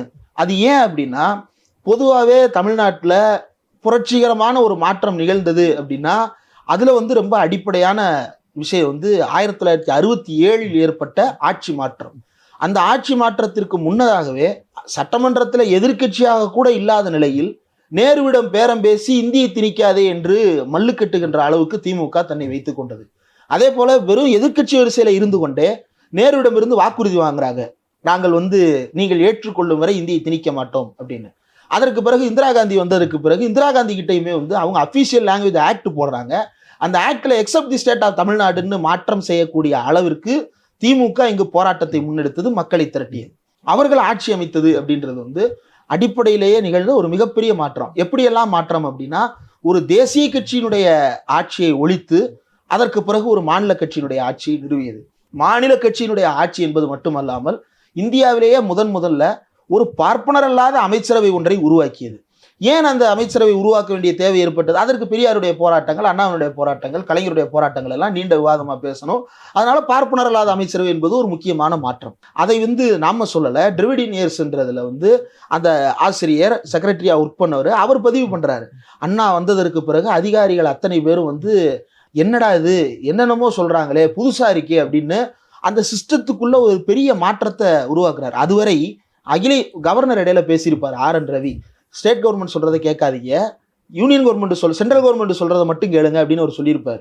அப்படிதான் இதுக்கு முன்னாடி இயங்கிட்டு இருந்துச்சு. 67 அண்ணா வந்ததற்கு பிறகுதான் இதுக்கு தனி இறையாண்மை இருக்கு இந்த சட்டப்பேரவைக்கு, என்னால் கொள்கை முடிவுகள் எடுக்க முடியும், அந்த கொள்கை முடிவுகளுக்கு தான் நீங்க கட்டுப்பட்டு செயல்படணுமே தவிர டெல்லி ஆதிக்கத்துக்கு நீங்க செயல்படுவதற்கு இது இடமல்ல அப்படின்னு அண்ணா ஒரு மாற்றத்தை, இது மாற்றம். இப்போது நடந்திருப்பது எந்த வகையில் மாற்றம்? அதே வழியில தானே இப்ப நீங்களும் வந்து இருமொழி கொள்கைன்னு சொல்றீங்க, அப்ப அதே வழியில இயங்குவதா சொல்லுங்க. எதற்காக வந்து ஒரு புதிய புரட்சி ஏற்படுத்தியதான ஒரு தோற்றம் என்றால் திமுகவை நல்லிஃபை பண்ணணும். திமுக என்கின்ற ஒரு கட்சியினுடைய இருப்பையோ அவங்களுடைய வரலாற்றையோ இல்லாமல் ஆக்க வேண்டும் என்பதற்காக வேண்டும் என்றே இந்த நரேட்டிவ் சித்தரிக்கப்படுகிறது. திமுகவை இல்லாமல் செய்ய வேண்டும் அப்படின்ற நோக்கம் வந்து இந்த ஸ்டேட்டுக்கு நீண்ட காலமாக இருக்கு. ஸ்டேட்னா மாநிலம் அல்ல, இந்த அரசு இயந்திரத்திற்கு நீண்ட காலமாக இருக்கிறது. ஏன் அவன் கொஞ்சம் கொஞ்சமா ஏறி அடிக்கிறான். என்ன சொல்றான், இது வந்து தமிழ்நாட்டு அரசாங்கத்தை ஒடுக்குகின்ற முயற்சி அப்படின்னு உரிமையை கேட்கிறான். அடுத்து வந்து என்ன பண்றான், கவர்னருக்கு எதிராக பேசுறான். அடுத்து வந்து பார்லிமெண்ட் அதிகாரமா சட்டப்பேரவைக்கு அதிகாரமான்னு, அடுத்து வந்து குடியரசுத் தலைவருக்கு அதிகாரமா முதலமைச்சருக்கு அதிகாரமான்னு பேசுறாங்க. அடுத்து கடைசியில் டெல்லி வெர்சஸ் தமிழ்நாடுன்றாங்க. ரொம்ப பேசுறோம்னா 50-60 பார்த்து திமுகவை திருப்பி பார்ப்பன்றாங்க. இது வேற ரூட் மாதிரி தெரியுது அப்படின்னு இந்திய அரசு இயந்திரத்திற்கு ஒரு பதற்றம் இருக்கிறது. அதனால அது ஒரு அஜெண்டாவாக இருக்கலாம். ஆனா தாவேக்கா அந்த அஜெண்டாவில் தான் இயங்குகிறதா என்பதை நம்ம பின்னாடி தான் பேசணும். இதற்கு அடுத்து பரவுகின்ற பொய் செய்திகள், இந்த அரசாங்கத்தினுடைய தொடர் செயல்பாடுகள் என்ன செயல்பட்டார்கள் அப்படின்னா 717 மதுக்கடைகளை மூடுவதாக சொன்னார்கள். அதுக்கு 2 வாரம் கால அவகாசமும் எடுத்துக்கிட்டாங்க. அதனால அந்த 717 லிஸ்ட்டை இப்பயே கொடுன்னு நான் கேட்கல. 717 லிஸ்ட்டை நீங்க பொறுமையா கொடுங்க. மூட அதை வந்து தொடர்ந்து வெளியிடுங்க. ஒரு அப்டேட் பண்ணி லிஸ்ட்டை வெளியிட்டுக்கிட்டே வாங்க. இன்றைக்கு இத்தனை கடைகள் மூடப்பட்டு மாவட்ட அளவில் தான் செய்திகள் வருகிறதே தவிர அது வந்து தலைமைச் செயலகத்திலிருந்து அந்த செய்திகள் வரல. டிஇபிஆர்ல இருந்து ஒரு லிஸ்ட் கொடுக்கலாமே, ஒவ்வொரு மாவட்டத்திலும் இன்று மூடப்பட்ட கடைகள், அந்த கடைகளினுடைய நம்பர் என்ன, ஏரியா என்ன அப்படின்றத லொகேஷனோட போடலாமே, ஏன் அதை போட மாட்டீங்க? 2வது, சென்னையில் ஒரு முக்கியமான பகுதியில் பள்ளிக்கூடத்தின் பக்கத்தில் டாஸ்மாக் இருந்ததாகவும் அதற்கு எதிராக போராடுவதாகவும் ஒரு அம்மணி காட்டி கொண்டார். கட்டாயமாக வந்து அந்த கோரிக்கை நிறைவேற்றப்பட வேண்டும், அந்த கடை மூடப்பட வேண்டும். அந்த அம்மாவே என்ன பண்ணுறாங்க, கடையை மூடிட்டாங்கன்றாங்க. கடை வந்து 12 மணிக்கு தான் திறப்பாங்க அப்படின்னா 12 மணிக்கு முன்னாடி போனால் மூடி தான் இருக்கும். கடையை மூடிட்டாங்க அப்படின்னு 12 மணிக்கு முன்னாடி வீடியோ போடுறாங்க. 12 மணிக்கு அங்கே போய் வரிசையில் நின்று சரக்கு வாங்கிட்டு இருக்கிறாங்க எல்லாரும். கடை திறந்தே இருக்கு. திறந்து இருக்கிற கடையை மூடிட்டதா போய் சொல்றாங்க. இன்னும் பல இடங்கள்ல கோவில்கள் இருந்து பக்கத்துலையும் பள்ளிக்கூடங்கள்ல இருந்து பக்கத்துலையும் நீங்க கோவில், பள்ளிக்கூடம், அதுக்கப்புறம் பஸ் ஸ்டாண்டு, இந்த 3க்கும் 500 மீட்டருக்குள்ள எதுவும் இருக்கக்கூடாது. அப்படி பார்த்தா தமிழ்நாட்டில் டாஸ்மாகே இருக்கக்கூடாது. தமிழ்நாட்டில் இருக்கக்கூடிய எல்லா கிராமங்களுடைய சூழ்நிலை எடுத்துக்கங்களேன். 1 கிலோமீட்டர் தூரம் தான் அந்த கிராமமே இருக்கும். அதுக்குள்ள 4 கோயில் இருக்கும், 2 பஸ் ஸ்டாண்ட் இருக்கும், 2 ஸ்கூல் இருக்கும். இந்த சர்க்கம்பரன்ஸ்லேயே வந்து டாஸ்மாக் இருக்கக்கூடாது. அப்போ எப்படி இந்த கணக்கை எடுத்தீங்க? சரி, எடுத்துட்டீங்க. இந்த 717 உண்மையிலே மூடிட்டீங்களா? இன்னும் மூடலை. தொடர்ந்து நடவடிக்கை எடுக்க போகுது. ஆனால் இவர்களுடைய ஆதரவு பக்கங்கள் அல்லது செய்தி நிறுவனங்கள் எப்படி செய்தி பரப்புகிறார்கள் அப்படின்னா, முதல் நாளிலேயே அதிரடி 717 டாஸ்மாக்குகள் இழுத்து மூடப்பட்டனன்றது வந்து நடந்து முடிந்தால் எழுத வேண்டியது. ஆனால் இவங்க நடந்துக்கிட்டு இருக்கும் போதே மூடப்பட்டதாக 717 கடைகளும் மூடப்பட்டதாக தகவல் தெரிவிக்கிறாங்கன்னா இதனுடைய இன்டென்ஷன் வந்து மக்களை குழப்புவது. எப்படி குழப்புவதுன்னா, இதற்கு முன்பு இருந்தவர்கள் படிப்படியாக செஞ்சாங்க, ஆனால் நான் ஒரே நாளில் செஞ்சுட்டேன் பாத்தியா, என்னால் மாற்றத்தை ஒரே நாளில் கொடுக்க முடியும் என்ற ஒரு போலியான நம்பிக்கைக்கு அவர்களை தள்ளுவது. இது எதற்காக தேவைப்படுது அப்படின்னா, இது வந்து ஒரு ஹீரோயிசம் மென்டாலிட்டியிலிருந்து வருது. திரைப்படத்தில் பொறுத்த வரைக்கும் ஒரு ஹீரோ வந்து அப்படியே பொறுமையாக, இப்போ கிளைமேக்ஸில் பார்த்தீங்க அப்படின்னா ஆல் ஆஃப் அ சடன் திடீர்னு வந்து அந்த வில்லனை வந்து கொலை செய்து விட்டு அந்த ஹீரோ வந்து எவால்வ் ஆயிடுவார். அப்போ அப்படி வந்து திடீர்னு ஒரு விஷயத்தை வந்து நிகழ்த்தி காட்டணும் அப்படின்னா அந்த மாதிரியான ஹீரோயிக் மைண்ட் செட்டுக்கே பழகிய ரசிகர்களுக்கு அதே மாதிரியான நியூஸை சப்ளை பண்ணுறாங்க. இது வந்து கவர்னன்ஸில் ரொம்ப ரொம்ப ஆபத்தானது. இந்த கவர்னன்ஸ் அப்படின்றதும் அட்மினிஸ்ட்ரேஷன் அப்படின்றதும் ஒரு நீண்ட காலத்தை எடுத்துக்கொள்ளக்கூடியது, மிக பொறுமையாக கையாள வேண்டியது. ஏனென்றால் இது கோடிக்கணக்கான மக்கள் சம்பந்தப்பட்ட விவகாரம். அப்படிப்பட்ட விவகாரத்தில் ஒரே நாளில் ஒரு விஷயம் மாறுமா என்றால் நிச்சயமாக மாறாது. எப்படி அதை மாற முடியும்? ஆனால் அப்படி மாறுன்ற நம்பிக்கையை போலியாக விதைக்கிறார்கள். இது வந்து கிட்டத்தட்ட ஒரு போதையை ஊக்குவிப்பதற்கு சமமான ஒரு வேலையை இவர்கள் இதன் மூலமாக செய்கிறார்கள். 2வது என்ன பண்றாங்க அப்படின்னா, சிங்கப்பெண் படை அமைக்கப்படும்னு சொன்னாங்க. சரி, சிங்கப்பெண் படை அப்படின்றது வந்து எப்படி அமைக்க போறாங்க, என்ன மாதிரிலாம் செயல் திட்டம் வகுக்க போறாங்க, அவங்க எப்படி பெட்ரோலிங் பண்ண போறாங்கன்னா, ஏற்கனவே இருந்த அம்மா பெட்ரோல் வண்டியில வெள்ளையடிச்சு அதை வந்து ஏற்கனவே வாங்கி வைக்கப்பட்ட ஹுண்டாய் கிரெட்டா வாகனங்களை வந்து சிங்கப்பெண் படைன்னு பேரை மட்டும் மாற்றி விட்டுருக்குறாங்க. அது போன அரசாங்கம் ஏற்கனவே கொள்முதல் பண்ண வண்டி, ஏற்கனவே ஓடிக்கிட்டு இருந்த வண்டி. அம்மா பெட்ரோல்ன்றது ஜெயலலிதாவுடைய திட்டங்கள்ல ஒன்று. அது எதற்காக அப்படின்னா, ஒரு விஜிலன்ஸுக்காக. எல்லா இடங்களையும் அந்த வண்டி சுற்றிக்கிட்டே இருக்கணும். அந்த வண்டி இருக்கிற வரைக்கும் எவனுக்கு வந்து பெண்ணிடம் வந்து தவறாக கை வைப்போம் என்ற நம்பிக்கை வரக்கூடாது, இந்த வண்டி நம்மளை வந்து தடுக்கும் அப்படின்ற நம்பிக்கை வந்து அந்த பெண்களுக்கு இருக்கணும் அப்படின்றதுக்காக உருவாக்கப்பட்டது. ஆனால் முழுமையாக செயல்படுத்த முடியல. அதற்கு பிறகு அம்மா பெட்ரோல் வாகனங்கள் அதிகப்படுத்தப்பட்டன. யாருடைய ஆட்சியில்? முதலமைச்சர் ஸ்டாலினுடைய ஆட்சியில் வந்து அது அதிகப்படுத்தப்பட்டது. தமிழ்நாடு முழுக்க அந்த வாகனங்களை நீங்கள் எங்கனாலும் பார்க்கலாம். அதற்கு பிறகும் குற்றங்கள் நடந்தால் உடனடியாக கைது நடவடிக்கைகள் செய்யப்பட்டது, எல்லாமே நடந்தது. ஆனால் இப்போ வந்து அதே இதை சிங்கப்பெண் படை அப்படின்னு மாற்றிருக்கிறாங்க. பெயர் தான் மாறி இருக்கிறது. இப்போ நீங்கள் விளக்கம் சொல்லுங்க, அம்மா பெட்ரோல் எங்கே இருக்கு, சிங்கப்பெண் படை எங்கே இருக்கு? அம்மா பெட்ரோலை சிங்கப்பெண் படையில உள்ள சேர்த்துக்கிட்டீங்களா, இல்லை அம்மா பெட்ரோலை அப்படியே சிங்கப்பெண் படையா மாத்திட்டீங்களா? இந்த ரெண்டுக்கும் வந்து தாவேக அரசாங்கம் விளக்கம் சொன்னோம். ஆனால் விளக்கத்துக்கே தேவையில்லை. அவங்க வந்து எல்லா சமூக வலைதள கணக்குகள்லையும் ஓவர் நைட்ல வந்து பெண்களின் பாதுகாப்பு இத்துடன் உறுதி செய்யப்பட்டது, போதை இன்றுடன் ஒழிக்கப்பட்டது. எப்படி போதையை ஒழிச்சிங்க? இன்றுடன் போதை ஒழிந்ததுன்னு கையெழுத்து போட்டாரு அவரு அப்படின்ற மாதிரி கணக்கு சொல்றாங்க. அடுத்ததா இவங்க பரப்புன இன்னொரு இது என்ன அப்படின்னா, UPSC, TNPSC, SSC, staff selection committee, இந்த மாதிரியான தேர்வுகள், ஐபிபிஎஸ் மாதிரியான பேங்க் எக்ஸாம், இது எல்லாத்துக்கும் பயிற்சி கொடுப்பதற்கு முதல்வர் விஜய் ஆணையிட்டார் அப்படின்னு போடுறாங்க. நானே போன அரசாங்கத்தில் டிஐபிஆர் வெளியிட்ட மக்கள் பணியில் மகத்தான 5 ஆண்டுகள்ன்ற புத்தகத்தில் நான் கற்று எழுதியிருக்கேன். இளைஞர் நலனில் இந்த போன அரசு என்னென்ன செய்ததுன்னு அதை யாருனாலும் எடுத்து பார்க்கலாம். அதில் வெளிப்படையாக எழுதியிருப்பேன். டிஎன்பிஎஸ்சி, எஸ்எஸ்சி, ஐபிபிஎஸ் போன்றவற்றுக்கெல்லாம் அந்த அரசு ஏற்கனவே பயிற்சி கொடுப்பதற்கு தொடங்கிவிட்டது. சென்னை, மதுரை, கோவை, திண்டுக்கல் போன்ற நகரங்களில் பயிற்சியை தொடங்கிட்டாங்க அப்படின்னு ஏற்கனவே நான் எதை வச்சு கற்று எழுதுனேன்? கவர்மெண்ட் ஆர்டர்ஸை வச்சு கற்று எழுதுனேன். கவர்மெண்ட் எப்படி ஆர்டர் போட்டது? தமிழ்நாடு அரசுடைய நான் முதல்வன் திட்டத்தின் கீழே இந்த ஆர்டரை போடுறாங்க.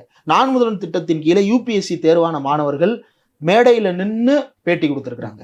நாங்கள் இந்த 1.5 வருஷம் எப்படி ட்ரைனிங் எடுத்துக்கிட்டோம், எங்களுக்கு இந்த அரசு என்னெல்லாம் உதவி செஞ்சது அப்படின்னு. இன்னொரு பையன் வந்து அகில இந்திய அளவில் முதல் 50 இடங்களை பெற்ற மாணவர் ஒருவர் வந்து, நான் முழுக்க நான் முதல்வன் மட்டும்தான் படித்தேன், வேற எங்கேயும் படிக்கல அப்படின்னு அந்த பையன் சொல்றாரு. அப்போ ஒரு பெரிய மாற்றத்தை போன அரசு யூபிஎஸ்சியில நிகழ்த்தி காட்டியது. நீங்க போன அரசாங்கத்தின் மீது எந்த விமர்சனத்தை யாரு வேண்டாமானாலும் வைக்கலாம். ஆனா யூபிஎஸ்சி எக்ஸாம்ல இவ்வளவு மாணவர்களை தேர்ச்சியடை வைப்பதற்கு போன அரசாங்கம் எடுத்துக்கிட்ட முயற்சியை தமிழ்நாட்டில் இருக்கக்கூடிய மாற்றுக் கட்சியினர் கூட எந்த காலத்திலையும் வந்து எதிர்த்து பேச முடியாத அளவுக்கான ஒரு திட்டம். அந்த திட்டத்தை வந்து இவர் அறிவித்ததாக அறிவிப்பு வெளியிடுறாங்க. ஹிந்தி, உருது, இங்கிலீஷ், பிரெஞ்சு, கன்னடா, தெலுங்கு எல்லா லாங்குவேஜ்லையும் இருக்கக்கூடிய சினிமா சார்ந்த செய்திகளை வெளியிடக்கூடிய பக்கங்கள்ல CM Vijay orders to train the students to prepare for the TNPSC exams, this is the revolution, breaking news அப்படின்னு யூபிஎஸ்சி பேஜஸ், டிஎன்பிஎஸ்சி பேஜஸ்ன்னு அடிச்சு தூள் பறக்குது. ஒரு ஜிஓ கிடையாது, ஒரு எக்ஸிக்யூட்டிவ் ஆர்டர் கிடையாது, ஒரு நோட்டிஃபிகேஷன் கிடையாது, ஒரு சர்க்குலர் கிடையாது, நாட் ஈவன் பிரஸ் ரிலீஸ், ஒரு பிரஸ் ரிலீஸ் கூட கிடையாது இது பற்றி. ஆனா இப்படி ஒரு செய்தி வந்து இந்தியா முழுக்க பரவுது. அடுத்ததா பரவன பொய் செய்தி என்ன அப்படின்னா, டாஸ்மாக் பற்றி இன்னொரு செய்தி. இனிமேல் 10 ரூபாய் எங்கேயுமே வாங்க மாட்டாங்க, அதிரடியா உத்தரவு போட்டதா பரவுச்சு. அன்னைக்கு காலையில இருந்து சாயங்காலம் வரைக்கும் தாவேக ஆதரவாளர் மட்டும் இல்லை, எல்லா கட்சி ஆதரவாளரும் குடிக்க போன அவ்வளவு பேரும் அந்த 10 ரூபாய் வாங்குறத வீடியோ எடுத்து போடுறாங்க. இப்போ வரைக்கும் நடந்துட்டு தான் இருக்கு. ஆனா அது தடுத்து நிறுத்தப்பட்டதாக ஒரு பக்கம் செய்தி பரவிட்டே இருக்கு. இப்போ டாஸ்மாகை பற்றியே எந்த புரிதலும் இல்லாதவங்க என்ன நினைப்பாங்க, ஓ அவ்வளோதான் விஜய் ஒழிச்சிட்டாரு போல, 10 ரூபா வாங்குறத ஒழிச்சிட்டாரு போல அப்படின்னு. ஒரு எம்எல்ஏ மொடக்குறிச்சி தொகுதியில் வெற்றி பெற்ற தாவேகா எம்எல்ஏ நன்றி தெரிவிக்க போகும்போது டாஸ்மாக்ல யாராவது 10 ரூபா வாங்கினாங்கன்னா உடனே சொல்லுங்க அப்படின்றாரு. கீழேயே நின்றுட்டு அதுக்காண்டியே காத்துக்கிட்டு இருந்த ஒரு வயசானவர், சார் இப்போதான் சார் 10 ரூபா கொடுத்துட்டு வந்தேன், வந்து கேளுங்க சார் அப்படின்னாங்க. நீங்க கேளுங்க என்கிட்ட கேளுங்க அப்படின்னு சொல்லிட்டு வண்டி எடுத்துட்டு போயிட்டாரு. இப்போ இது என்ன மாதிரியான ஒரு மென்டாலிட்டி? போய் ஆய்வு செய்கிறாங்க. என்னென்ன ஆய்வு செய்கிறாங்க?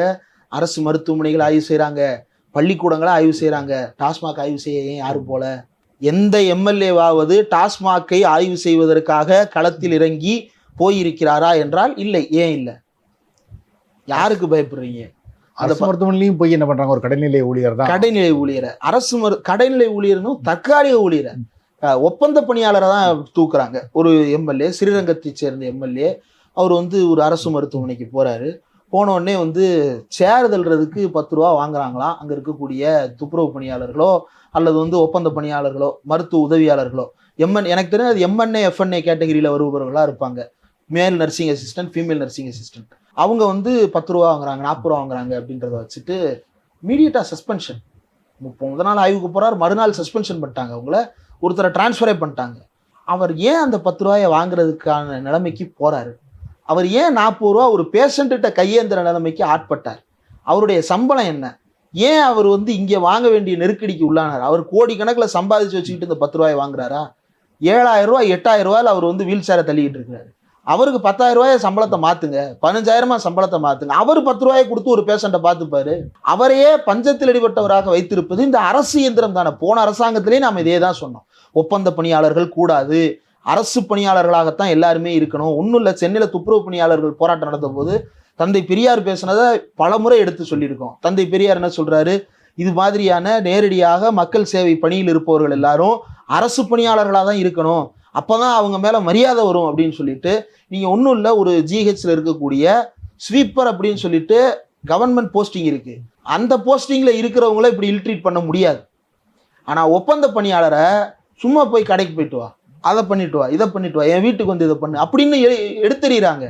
அப்போ அவர்கள் மேலே தான் நீங்கள் நடவடிக்கை எடுத்திருக்கீங்க. அங்கே இருக்கக்கூடிய chief medical officer of that hospital ஏதாவது அவரை கூப்பிட்டு என்கொயரி பண்ணீங்களா? உங்களுக்கு கீழே இப்படி நடக்குது, உங்களுக்கு தெரியுமா தெரியாதா கேட்டிங்களா? ஏன் சீஃப் மெடிக்கல் ஆஃபீஸர்கிட்ட கேட்கல? ஸ்டாஃப் நர்ஸ்கிட்ட ஏன் கேட்கல? ஏன் ரீஜனல் மெடிக்கல் ஆஃபீஸர்கிட்ட கேட்கல? ஏன் அந்த மருத்துவக் கல்லூரி டீன்கிட்ட கேட்கல? இவங்க யாரையுமே ஸ்க்ரூட்டனைஸ் பண்ணாமல் ஒரு பணியாளரை நீங்கள் ஆல் ஆஃப் அ சடன் தூக்கி அடிக்கிறீங்க. நீங்கள் தூக்கி அடிக்கிறதுக்கு வந்து உயரதிகாரிகளும் ஒத்துக்கிறாங்க அப்படின்னா அப்போ அதில் ஏதோ பிரச்சனை இருக்குன்னு தானே அர்த்தம். அதையும் தாண்டி இன்னைக்கு ஒரு கூத்து, தாவேக்கா மருத்துவமனை சங்கரங்கோயில் மருத்துவமனையில் ஆய்வு செய்ய போகிறாங்களாம். Who gave you the permission? யார் உங்களுக்கு பெர்மிஷன் கொடுத்தா? டிஎம்எஸ்ல பெர்மிஷன் வாங்கினீங்களா? Directorate of medical service DMS கையெழுத்து போட்டிருக்கிறாரா? அல்லது ஹெல்த் மிஷன், நேஷனல் ஹெல்த் மிஷன்லேருந்து உங்களுக்கு யாராவது வந்து ஒப்புதல் கொடுத்துருக்குறாங்களா போய் ஆய்வு செய்வதற்கு? அல்லது அந்த துறை சார்ந்த அமைச்சர் உங்களுக்கு ஏதாவது பணி கொடுத்துருக்கிறாரா? ஏதாவது என்ன அடிப்படையில் நீங்கள் போய் ஆய்வு செய்ய போகிறீங்க? தாவேக்கா மருத்துவமனைன்ற பேரில் நீங்கள் ஆய்வு செய்ய போகிறதுக்கு உங்களுக்கு என்ன அருகதை இருக்குது? அப்போது இது மாதிரியான ஒரு விஜிலண்ட் ஆக்டிவிட்டி, ஒரு பேட்மேனிசம் பண்ணிக்கிட்டு இருக்கிறாங்க. பேட்மேனிசம் வந்து சினிமாவில் தான் சரிப்பட்டு வருமே தவிர நிஜத்தில் சரிப்பட்டு வராது. ஆனால் இன்ஸ்டாகிராமில் பரப்புறதுக்கும், ஃபேஸ்புக்கில் பரப்புறதுக்கும், வாட்ஸ்அப்பில் பரப்புறதுக்கும் இது போதுமானதாக இருக்குது. ரொம்ப கொடுமையானது என்னென்னா, இதை மெயின் ஸ்ட்ரீம் மீடியாக்கள் அப்படியே நம்பி செய்தி வெளியிடுறது தான். நேற்று ஒரு அறிவிப்பு, 1 லட்சம் ரூபாய் வந்து சன்மானம். எதுக்கு? யாரெல்லாம் வந்து லஞ்சம் புகார் தெரிவிக்கிறாங்களோ அவங்களுக்கெல்லாம் 1 லட்சம் ரூபாய் சன்மானம்னு நேற்றுலேருந்து ஒரு ஃபேக் நியூஸ் சுற்றிக்கிட்டு இருக்கு. அந்த ஃபேக் நியூஸை நம்பி இந்தியன் எக்ஸ்பிரஸ் தமிழில் ஐஇ தமிழ் அப்படின்ற ஒரு இணையதளம் நடத்துகிறாங்க. அதில் வெளியிட்டிருக்கிறாங்க. ஒன் இந்தியா தமிழ், எனக்கு தெரிஞ்சு தமிழ்நாட்டிலேயே ரொம்ப பழமையான இணையதள ஊடகம் வந்து ஒன் இந்தியா தமிழ். அந்த ஒன் இந்தியா தமிழில் இந்த செய்தி வருகிறது. இது எப்படி எடுத்துக்கிறது? அப்போ இந்த அளவிற்கு பொய் செய்திகள் போய் மக்களை சேருகிறது. இந்த பொய் போகிற வேகத்தில் உண்மை போகுமா என்றால் உண்மை போகாது. இதுதான் இதில் இருக்கக்கூடிய பிரச்சனை. முதல் பெண் அமைச்சர்னு சொல்கிறாங்க. யாரை? கீர்த்தனான்றவங்கள, அந்த சிவகாசியில் ஜெயிச்ச வேட்பாளர். முதல் பெண் அமைச்சர்னா போன ஆட்சியில் கீதா ஜீவன் யார்? கயல்விழி செல்வராஜ் யார்? அதுக்கு முன்னாடி இருந்த ஆட்சியில் வந்து நிலவப்பர் கஃபீல் யார்? அதற்கு முன்பு வந்து அன்னை சத்தியவாணி முத்து யார்? லூர்தம்மாள் சைமன் யார்? எக்மோரில் வந்து ஒரு ரோடு பேரே இது அந்த கமிஷனர் ஆஃபீஸ் இருக்கிற ரோடுன்னு தான் நினைக்கிறேன், ருக்மணி லட்சுமிபதி சாலை அப்படின்னு. அவங்க யார்? சுதந்திர இந்தியாவிற்கு முன்னாடியே அவங்க வந்து அமைச்சரவையில் இடம்பெற்றவங்க. முதல்ல வந்து இந்தியாவிலேயே சட்டமன்றம் அமைந்தது தமிழ்நாட்டில் தான். அந்த சட்டமன்றத்துக்கு ஒரு பெண் தேர்ந்தெடுக்கப்பட்ட அல்லது நியமிக்கப்பட்ட உறுப்பினராக உள்ள எம்எல்சிக்கு போகிறாங்க அப்படின்னா அது முத்துலட்சுமி ரெட்டி அவர்கள். இப்படி எவ்வளவோ பேர் இதுக்கு முன்னாடி பணியாற்றி இருக்கிறாங்க. அந்த பணியாற்றியவர்களுடைய வரலாறையெல்லாம் அழிச்சிட்டு இவங்க வந்து ஃபர்ஸ்ட் விமன் மினிஸ்டர் அப்படின்னு ஒன்று பரப்புகிறாங்க. அப்படின்னா இது எவ்வளவு பெரிய மோசடி. கேட்டால் ஜெயலலிதா அல்லது வந்து ஜானகி இருந்தாங்க அப்படின்னு சொன்னோம்னா, ஜெயலலிதா ஜானகி முதலமைச்சராக தானே இருந்தாங்க, அமைச்சராக இல்லையேன்றாங்க. முதல் அமைச்சர்னா என்ன அர்த்தம்? கேட்டால் மினிஸ்ட்ரியில் யாரும் இல்லை. மினிஸ்ட்ரியில் வச்சுருந்தாலே நிலவப்பர் கஃபீல் இருந்தாங்களே, எத்தனை பெண் அமைச்சர்கள் இருந்திருக்கிறாங்க. போன ஆட்சி வரைக்கும் இருந்திருக்கிறாங்க. எல்லா ஆட்சியிலையும் பெண் அமைச்சர்கள் இருந்திருக்கிறாங்க. பெண் அமைச்சர்கள் இல்லாமல் இருந்ததே கிடையாது. இப்படி இருக்கக்கூடியதில் வந்து இவங்க திடீர்னு முதல் பெண் அமைச்சர்னு பரப்புறது. அதே போல் முதல் தலித் அமைச்சர் ஆதி திராவிடர் நலத்துறை அல்லாத துறைக்கு வந்தவர். ஏற்கனவே போன ஆட்சியில் உயர்கல்வித்துறையில் வந்து கோவி செழியன் இருந்தார். அதுக்கு என்ன சொல்கிறாங்கன்னா, வேங்கவியல் பிரச்சனைக்காக கோவி செழியனை இங்கே போட்டாங்க அப்படின்னு சொல்கிறாங்க. சரி, அதை தள்ளி வச்சிடலாம். அமைச்சருமா மதிவேந்தன் இருந்தார். அவர் வந்து சுற்றுலாத்துறை அமைச்சராக இருந்தார், வனத்துறை அமைச்சராக இருந்தார். இது ஆதிராவிடர் இல்லாத துறை தானே. அப்போ என்ன பண்ணுவாங்க அப்படின்னா, அவர் வேற சமூக பிரிவு, எஸ்சிலே ஒரு வேற பிரிவு, இந்த பறையர் பிரிவுகளுக்கு வேற ஏதாவது பொறுப்பு கொடுத்துருக்குறாங்களா அப்படின்னா, அதுக்கு முன்னாடியே இருந்த திமுக கலைஞருடைய அரசாங்கத்தில் தலித் அமைச்சர்கள், பறையர் பிரிவை சேர்ந்த தலித் அமைச்சர்கள் வெவ்வேறு பொறுப்புகளில் பொறுப்பு வச்சிருக்கிறாங்க. ஆனா இப்படி சாதி வாரியாக பிரித்து பிரித்து வெவ்வேறு வகையில திரித்து இந்த செய்தி வந்து தொடர்ந்து பரப்பப்படுவதனுடைய பின்னணி என்ன அப்படின்னா, இது எல்லாத்துக்கும் பின்னாடி டிஸ்கிரெடிட்டிங் த திராவிடியன் லெகசி அப்படின்றது தான் இதில் இருக்கக்கூடிய ஒரே சாராம்சம். தலித்துகள்லையோ அல்லது பெண்கள்லேயோ திமுகவோ அதிமுகவோ செய்த சாதனைகளை கூட அப்படியே மழுங்கடிப்பது தான் இதற்கு பின்னாடி இருக்கக்கூடிய ஒரே நோக்கம். நீங்க அடுத்து பாருங்க, இன்னும் எல்லா திட்டங்களும் வந்து விஜயே புதிதாக அறிவித்தது போல வருவாய்த்துறை அலுவலகங்கள்ல சேர் போட சொல்லி ஒரு ஜிஓ, எனக்கு தெரிஞ்ச அந்த 2025 வந்து இந்த ஜிஓவை போட்டதா ஞாபகம். ஆனா இதை இவங்க பரப்புன உடனே என்னடா பரப்புறாங்க, புது ஜிஓ போட்டிருக்கிறாங்க போல, என்ஃபோர்ஸிங்கா போட்டிருக்கிறாங்க போலன்னு எடுத்து பார்த்தா ஜிஓலயே டேட் வந்து 15/5/2025 இருக்கு. ஃபேஸ்புக்ல சீமை மெமரிஸ்ல பார்த்துட்டு அதை எடுத்து அப்படியே தாவேகான் பேர்ல எழுதிட்டு போயிடுறதா? இது என்ன மனநிலை? அதை அப்படியே செய்தி ஊடகங்களும் வந்து செய்தியா வெளியிடுறாங்க. பேருந்துல செல்போன் பயன்படுத்த தடை 2022 போட்ட உத்தரவு, இந்த தடவை உத்தரவு போட்டிருக்காங்களா? கிடையாது. ஜிஓ கிடையாது, சர்க்குலர் கிடையாது, எதுவுமே கிடையாது. ஆனா திடீர்னு வந்து அந்த செய்தியை பரப்புறாங்க. தாவேக்கா வந்து திடீர் உத்தரவு போட்டது, பேருந்து ஓட்டுநர்கள் யாரும் செல்போன் பயன்படுத்தக்கூடாதுன்னு. எனக்கு தெரிஞ்சு எந்த பேருந்து ஓட்டுநர் செல்போன் பயன்படுத்துறது இல்லை. ரொம்ப அத்தியாவசியமான, ரொம்ப நெருக்கடியான நேரத்தை தவிர வேறு எப்பவுமே அவங்க வந்து செல்போனை பயன்படுத்த கிடையாது. ஏன்னா அவர்கள் மக்கள் நலன்ல பொறுப்போட தான் செயல்படுறாங்க. அவர்களுக்கு சின்னதாக அங்கங்கே ஏதாவது பேசஞ்சர்ஸ்ட வருத்தங்கள் ஏற்படலாமே தவிர அந்த பஸ்ஸை பத்திரமா கொண்டு போய் சேர்க்கணுன்றதுல தான் அந்த பஸ்ஸில் இருக்கக்கூடிய டிரைவரும் கண்டக்டரும் ஒன்றா வேலை பார்க்குறாங்களே தவிர வேறு எந்த நோக்கம் கிடையாது. அப்போ திடீர்னு நம்ம இந்த ஆணை வந்தது போல, இவ்வளவு நாள் எல்லா பேரும் செல்ஃபோனை வச்சுக்கிட்டு ஓட்டினது போலவும் ஒரு இதை பரப்புறது வந்து எதற்காக? அப்போ இதே மாதிரி எத்தனை திட்டங்கள், பல திட்டங்கள் வந்து ஏற்கனவே அறிவிக்கப்பட்ட திட்டங்களை வந்து இந்த அரசு புதிதாக அறிவித்ததாக. டர்க்கி டவலுங்க, ஒரு சேர்ல போட்டிருக்கிற டர்க்கி டவலை இதை யாரு பரப்புறாங்கன்னா காங்கிரஸை சேர்ந்த ஒரு நிர்வாகி இதை பரப்புறாங்க. நம்ம எல்லாருக்கும் நல்லா தெரியும் இந்த டர்க்கி டவல் கலாச்சாரம் எங்க ரொம்ப பரவலா இருக்குன்னா கேரளாவில் தான். நீங்க இதை சினிமாலேயே பார்க்கலாம். நீங்க எந்த போலீஸு எந்த அரசியல்வாதி ஜீப்பை பார்த்தாலும் வண்டியை பார்த்தாலும் டர்க்கி டவல் கட்டியிருப்பாங்க. நீங்க வந்து முன்னாடி இருக்கிற அந்த பில்லியன் ரைடருக்கும் கட்டியிருப்பாங்க, டிரைவர் சீட்டுக்கும் பின்னாடி டர்க்கி டவல் கட்டியிருப்பாங்க. அதுல வந்து தேசிய கொடியினுடைய பார்டர் கூட போட்டிருப்பாங்க. இந்த டர்க்கி டவலுக்கு பின்னாடி இருக்கிற காரணம் என்ன ஆதிக்க மனநிலை? பல பேர் பல காரணங்களுக்காக போடுறாங்க, பல பேர் பல காரணங்களுக்காக அதை போடுறதில்லை. தமிழ்நாடு கவர்மெண்ட்டில் இதுக்கு முன்னாடி ஜெயலலிதா இருந்த போதும் டர்க்கி டவல் இல்லை, கலைஞர் இருந்த போது டர்க்கி டவல் இல்லை, ஸ்டாலின் இருந்த போது டர்க்கி டவல் இல்லை. நான் நேரடியாக அவருடைய அறையிலே பார்த்துருக்கேன், முதலமைச்சர் அறையில் பார்த்துருக்கேன். ஒரு புத்தகத்தை கொடுக்க போன போது அதில் டர்க்கி டவல் இல்லை. அதில் ஒரு சிலர் என்ன சொல்கிறாருன்னா மேலே வெள்ளையாக இருக்கான், குஷனே வெள்ளையாக தான் இருக்குது, அதை டர்க்கி டவல்ன்றாங்க. இன்னும் பல பேருடைய ஃபோட்டோக்கள் போடுறாங்க, அதில் டர்க்கி டவல்லாம் கிடையாது. விஜயே டர்க்கி டவலை போட்டு உட்காந்துட்டு அவரே டர்க்கி டவலை எடுத்துட்டு டர்க்கி டவலை எடுத்துட்டாரு. அவர் வந்து டெய்லி வீட்டில இருந்து நீங்க வேற எப்படிங்க சாப்பிட முடியும்? 17 கிலோமீட்டர் வந்துட்டு போற ஒருத்தர் வீட்டில இருந்தா சாப்பாடு கொண்டு வரணும். ஸ்டாலின் கோட்டைக்கு பக்கத்துல தான் வீடு, அதனால வீட்டுக்கு போய் சாப்பிட்டு வருவாரு. ஜெயலலிதாவுக்கு கோட்டைக்கு பக்கத்துல வீடு, அவங்க கோட்டைக்கே வரமாட்டாங்க. அப்படியே வந்துட்டு சாப்பிட வரதா இருந்தாலும் அவங்க போயஸ் கார்டனுக்கு 1/2 மணி நேரத்தில் வந்துட்டு போயிடுவாங்க, அதனால போவாங்க. நீங்க 17 கிலோமீட்டர் எப்படி போய் சாப்பிட்டு வருவீங்க? அப்போ வீட்டை மாத்துங்க, வீட்டில் போய் சாப்பிட்டு வரலாம். இல்லைன்னா நீங்கள் டெய்லி ஆஃபீஸில் தான் வச்சு சாப்பிட்ணும். அதுவும் நீங்கள் பார்த்தீங்கன்னா அந்த சாப்பாடு டேபிள் வந்து ஒரு சாதாரண ஆட்கள் சாப்பிட்ற மாதிரி டிஃபன் பாக்ஸு, அது டிஃபன் பாக்ஸை வச்சுட்டு அதை வந்து சாப்பிட்ற மாதிரி ஒரு இமேஜ் பார்த்தோன்னே எல்லா பேரும் கண்ணில் ஜலம் வச்சுட்டாங்க.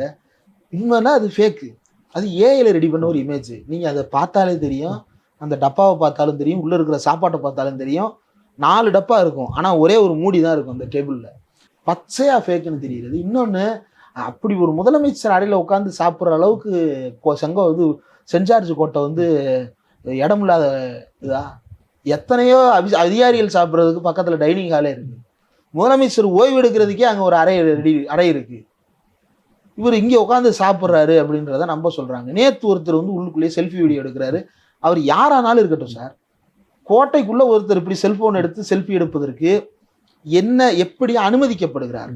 அதுக்கு பிறகு ஒரு தகவல் பரப்பப்படுது வந்து நீங்கள் பார்த்துப்பீங்க. எனக்கு அதிகாரிகள் இப்போதான் ரொம்ப சுதந்திரமாக உணர்றாங்க அப்படின்னு ஒரு தகவல் பரப்பப்படும். அதிகாரிகள் உண்மையிலேயே ரொம்ப சுதந்திரமாக உணர்றாங்க. அவங்க வந்து முழு சுதந்திரத்தை இப்போது உணர்கிறார்கள். காரணம் என்ன அப்படின்னா, அவங்க யூபிஎஸ்சி ப்ரிப்பரேஷனுக்கு படித்தது எல்லாத்தையும் வந்து இப்போ அவங்க பயன்படுத்தி பார்ப்பதற்கும் அவங்க மனசில் இருந்த ஆசைகளை எல்லாம் வந்து நடைமுறைப்படுத்தி பார்ப்பதற்குமான ஒரு காலம் கிடைத்து விட்டது. நிறைய பேர் நினைக்கலாம், ஆஹா அப்போ வந்து அதிகாரிகள் நல்ல ஆட்சி கொடுப்பாங்களான்னு. அதிகாரிகள் நல்லா கொடுப்பாங்க.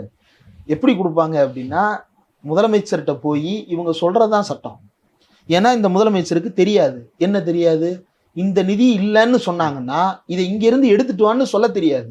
இந்த திட்டத்தை கொடுப்பதற்கு அனுமதி இல்லை அப்படின்னா இந்த வழியில அனுமதியை உருவாக்குங்க அப்படின்னு சொல்ல இவருக்கு தெரியாது.